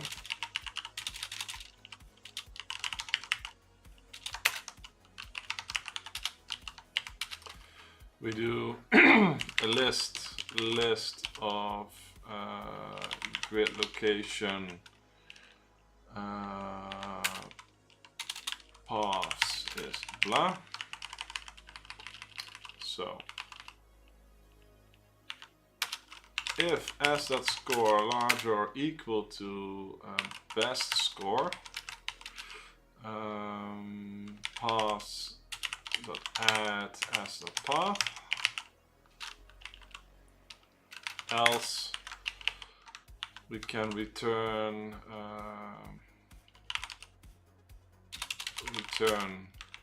new hash set of grid location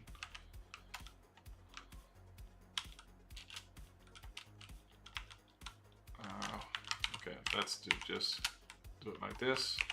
Else for unique hash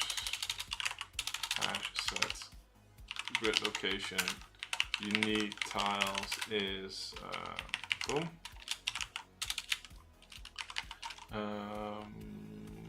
Pause it, select many,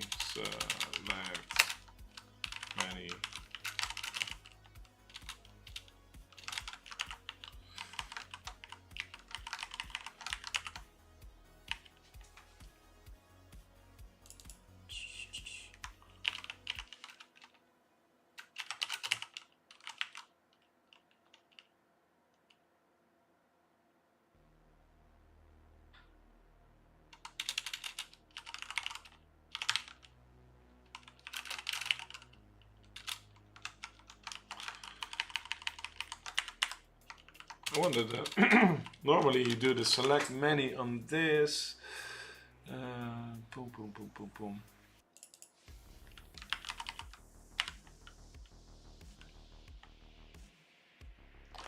So, somehow it eludes me at this time. Because it's a list of lists and you want to flatten them. So that would be just, normally I'd say paths.select many.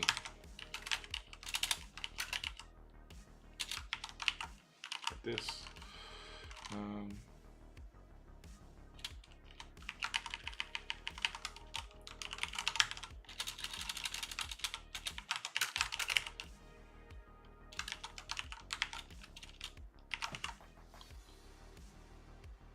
Yeah, that's a list of an enumerable list. We don't want that.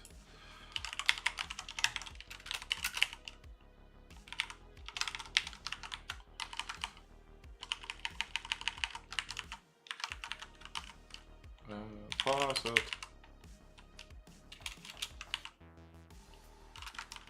Why is this? Why am I struggling with this? Maybe I'm getting too tired. I can just do it like this. Paths 0. And then I can do it for each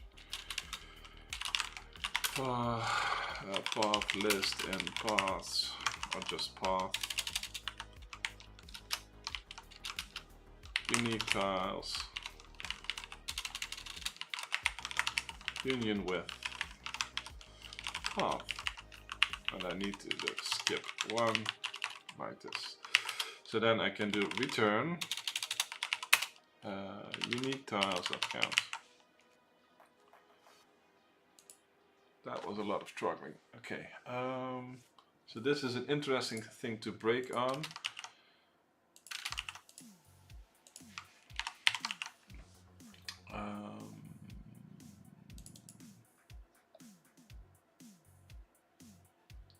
Yes, this becomes as the path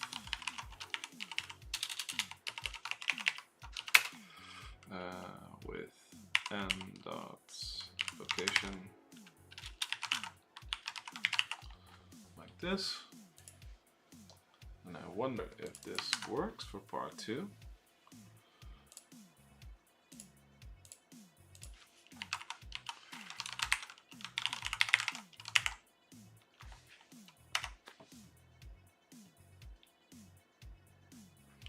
Let's see, score is that is fine.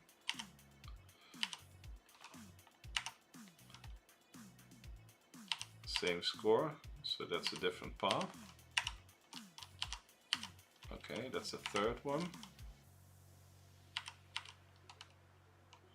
So when do we get to this one? We don't. Here. Never mind. If there's no other valid path, we should still do this. If paths that count larger than 0, we do this. Okay. 4, 4, 4. I should probably test the part 2s first. 45 and 64 for the part 2s.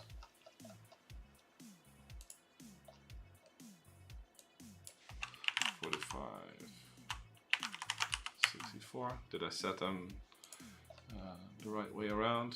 Probably. Solve P2. Let's see. Okay, it doesn't work. Expected is 45 and I got 58.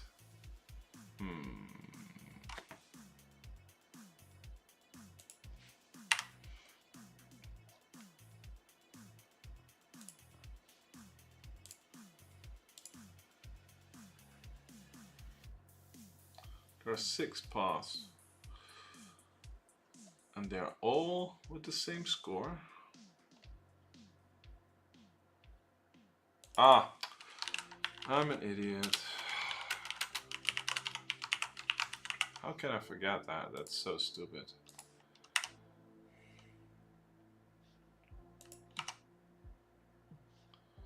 Okay, so now it works. Okay, it passes the test, so this should be the value there. Woohoo! Second gold star. Okay, that was so easy. Why did I make it so hard?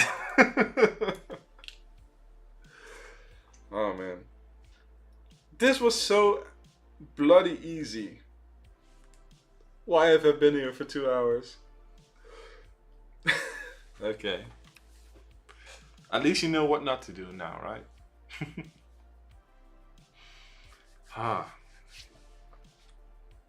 Thanks for the gold stars. And now I still want to see what happens when I do this P2B.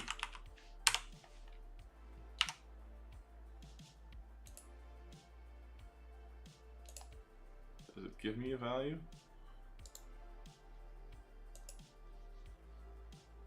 No, that's still way wrong.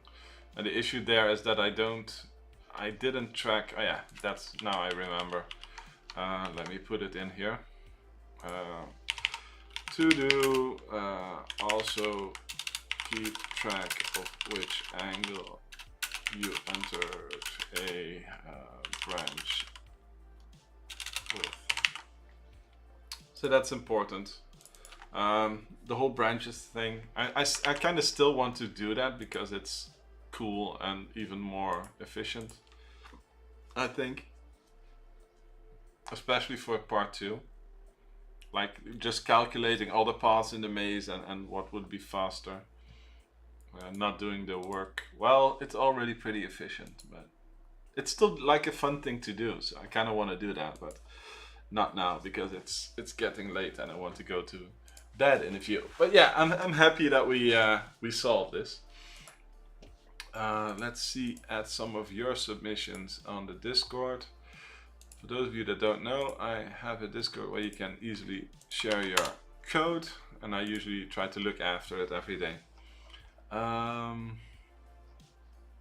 was not the right channel. This one, show off your stuff. I still need to check 9 berries from yesterday. No, that was SMAP.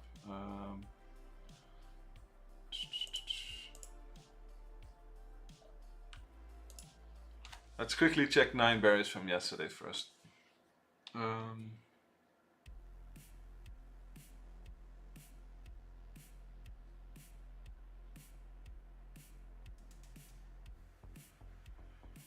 It's the mapping.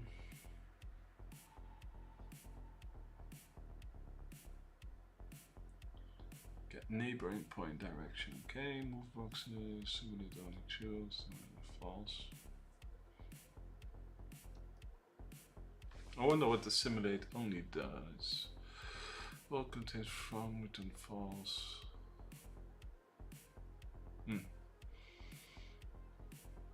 Too tired. This is for part 2. If we go north or south, we also need to check the right part of the box. Yep.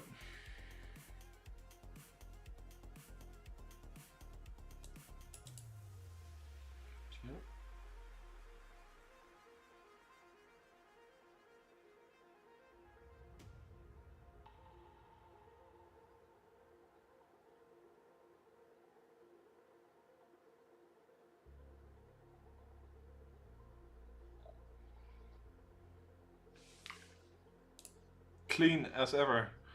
Let's see. This is just me trying to do a visualization. Day 16.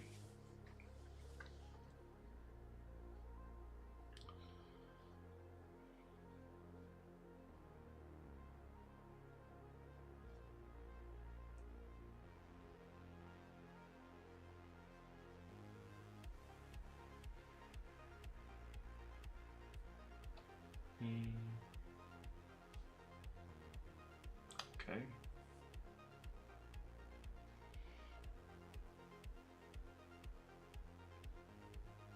The mapping.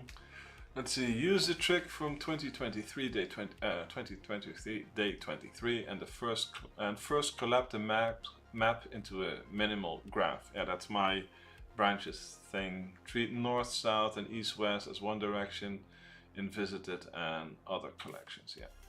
So this is what I did at the beginning, but I didn't track the direction at which it traveled yet. So I'll do that when I have some time. Not a priority queue, visited path. Yeah, in queue. Going east is the start direction. Target score. Score is larger than target score. That's not possible here. Break. To the target score. Ah, okay, yeah, you lower it here. Ah, yeah, okay. Makes sense. But basically, this is only for part 2, relevant for part 2, because the priority queue will also always make sure that you don't get into like higher scores before reaching your target. Like if you reach the end once, and I'm sure this is for part 2, so it will do extra work for part 1 maybe, but it's fine. Oh no, it does this once and then uses the result twice. Never mind. Let's see. Check, turn left. Also the trick that that Luke reminded us of, like turning at the whole thing is like the turning alone makes no sense because you only turn if you want to move in that direction, because there's no reason to ever double back on yourself because you were already there, so you could have done a cheaper move. So the only reason to take a turn is to move in that direction, so you can shortcut it by just combining those and actually going that direction instead of just doing the turn and then the move. I was literally doing the turn and then the move thing, but yeah, you can reason that it doesn't make sense. So it's best to do it like this in one go and skip a step there.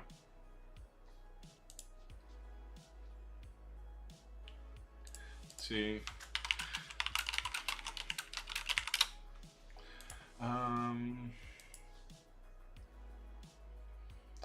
Check at, let's see, get neighboring point, direction next to neighbor is wall, return. If you've been there, return. If lowest score, try get value. Okay.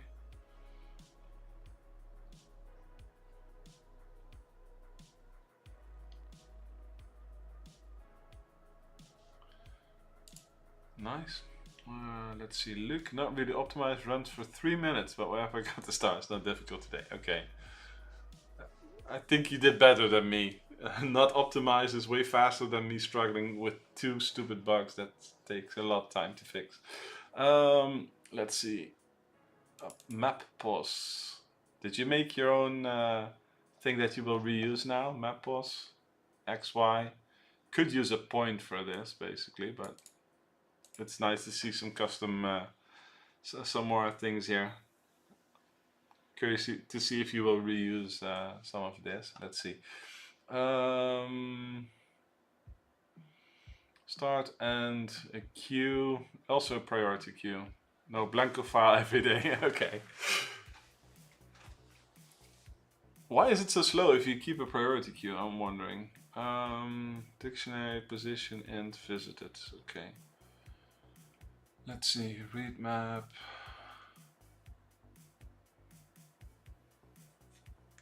And queue, the start direction of the start there. Boom, boom, boom, boom.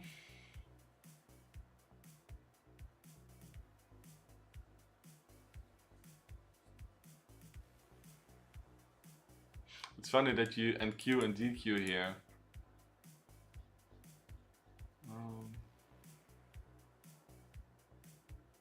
Let's see.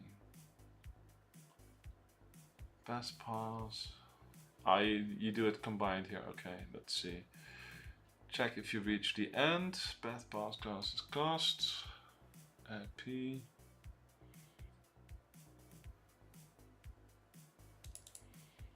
Oh yeah, if you reach the end, sure.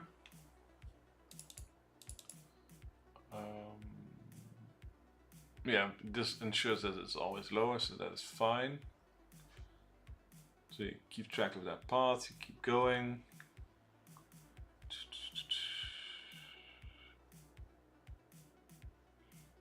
You might want to name the value tuple so that you don't have item 1, etc. I think you can, yeah, if you specify the name, you'll get named properties there. Let's see, item and queue, move item 1, yeah. Isn't this what bit me in the behind?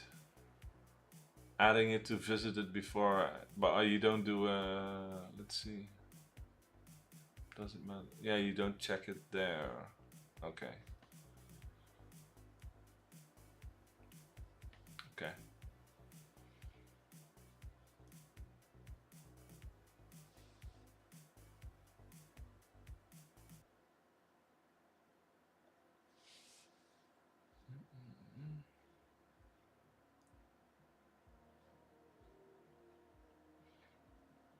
Trying to see why this would be slow that it runs for minutes.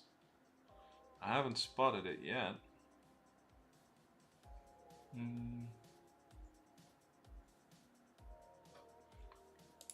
The visited, what's the type of visited? Dictionary.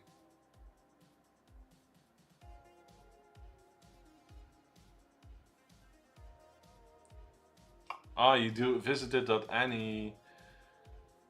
So this is a very inefficient way to look it up, probably. You do use visited. If not visited.any. So this will then do an enumeration and not use the keys actually. So this will be the part that's not optimized. Because while it is a dictionary, it won't use its thing there. So, okay, I think if you change this part, it will be a lot faster. You do the same thing here. So like the any and visited will be the bottleneck here, probably. Yeah, I think the rest is basically path movement stuff. Yeah. Nice. At least you got the answer quickly without spending lots of time on it, so that's good. Let's see. Ah, cool. I have not done it yet. Let's see. I think I can. So I can do the P2 one. So what I can do is console.clear. I can do context here because I passed it. Yes. .grid.print path. So I can do as the path.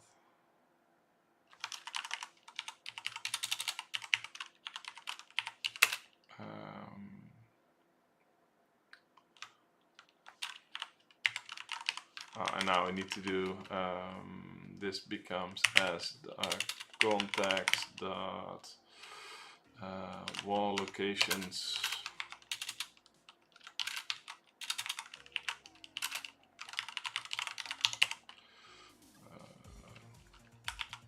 I'll make him yellow.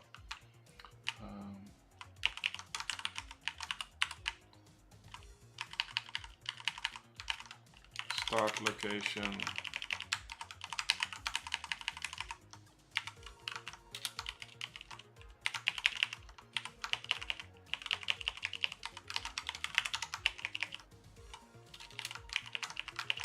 And location E. Let's also make that red.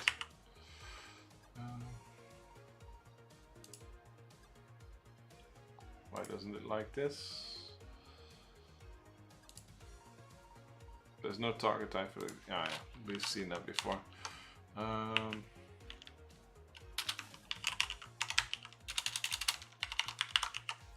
So I can just do new hash set grid location for now.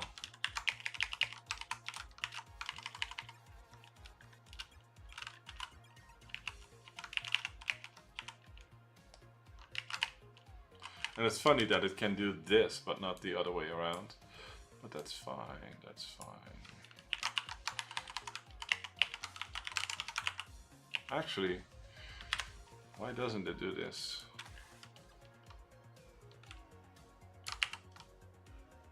It does, okay. It was because I was missing a bracket there, I think. Okay, never mind. So, and I can do console read line. So I think if I run it now, console.set cursor position, no. Console clear does that probably already. So now I should also be able to print the path that it takes. I wonder if this will be small enough for, big enough for P2. So boom. Boom. Yeah. It scrolls outside of the bounds.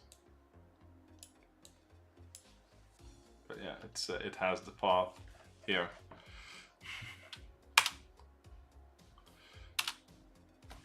Could probably scale it down. Oh man, that's too big.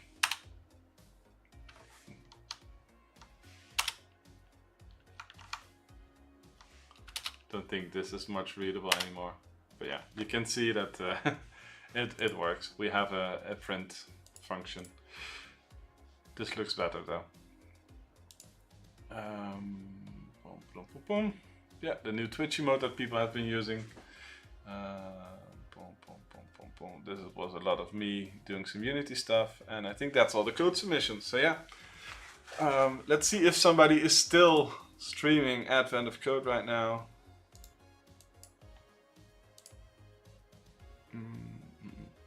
AFC stars? No, Mario Party stars.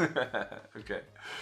Let's see, Advent of Code and Haskell. If you have any suggestions, by the way, let me turn off Spotify.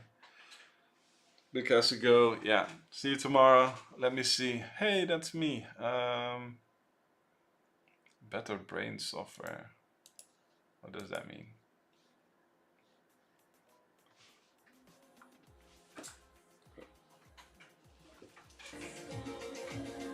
Okay. The commercials are so annoying. Let's see. This is French. And Advent of Code in C. I think we'll do Advent of Code in C. Okay. But it should be initialized to 0. Yes, we'll do this one. Hello. Let's rate him. Oh, hang on. And thank you everybody. Thanks Nineberry for the sub and the gifted sub. It's really appreciated. Let's go rate this guy.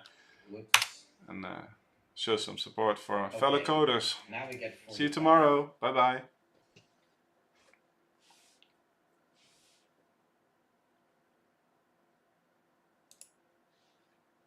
Okay, maybe it was my fault, plus min. And that's the right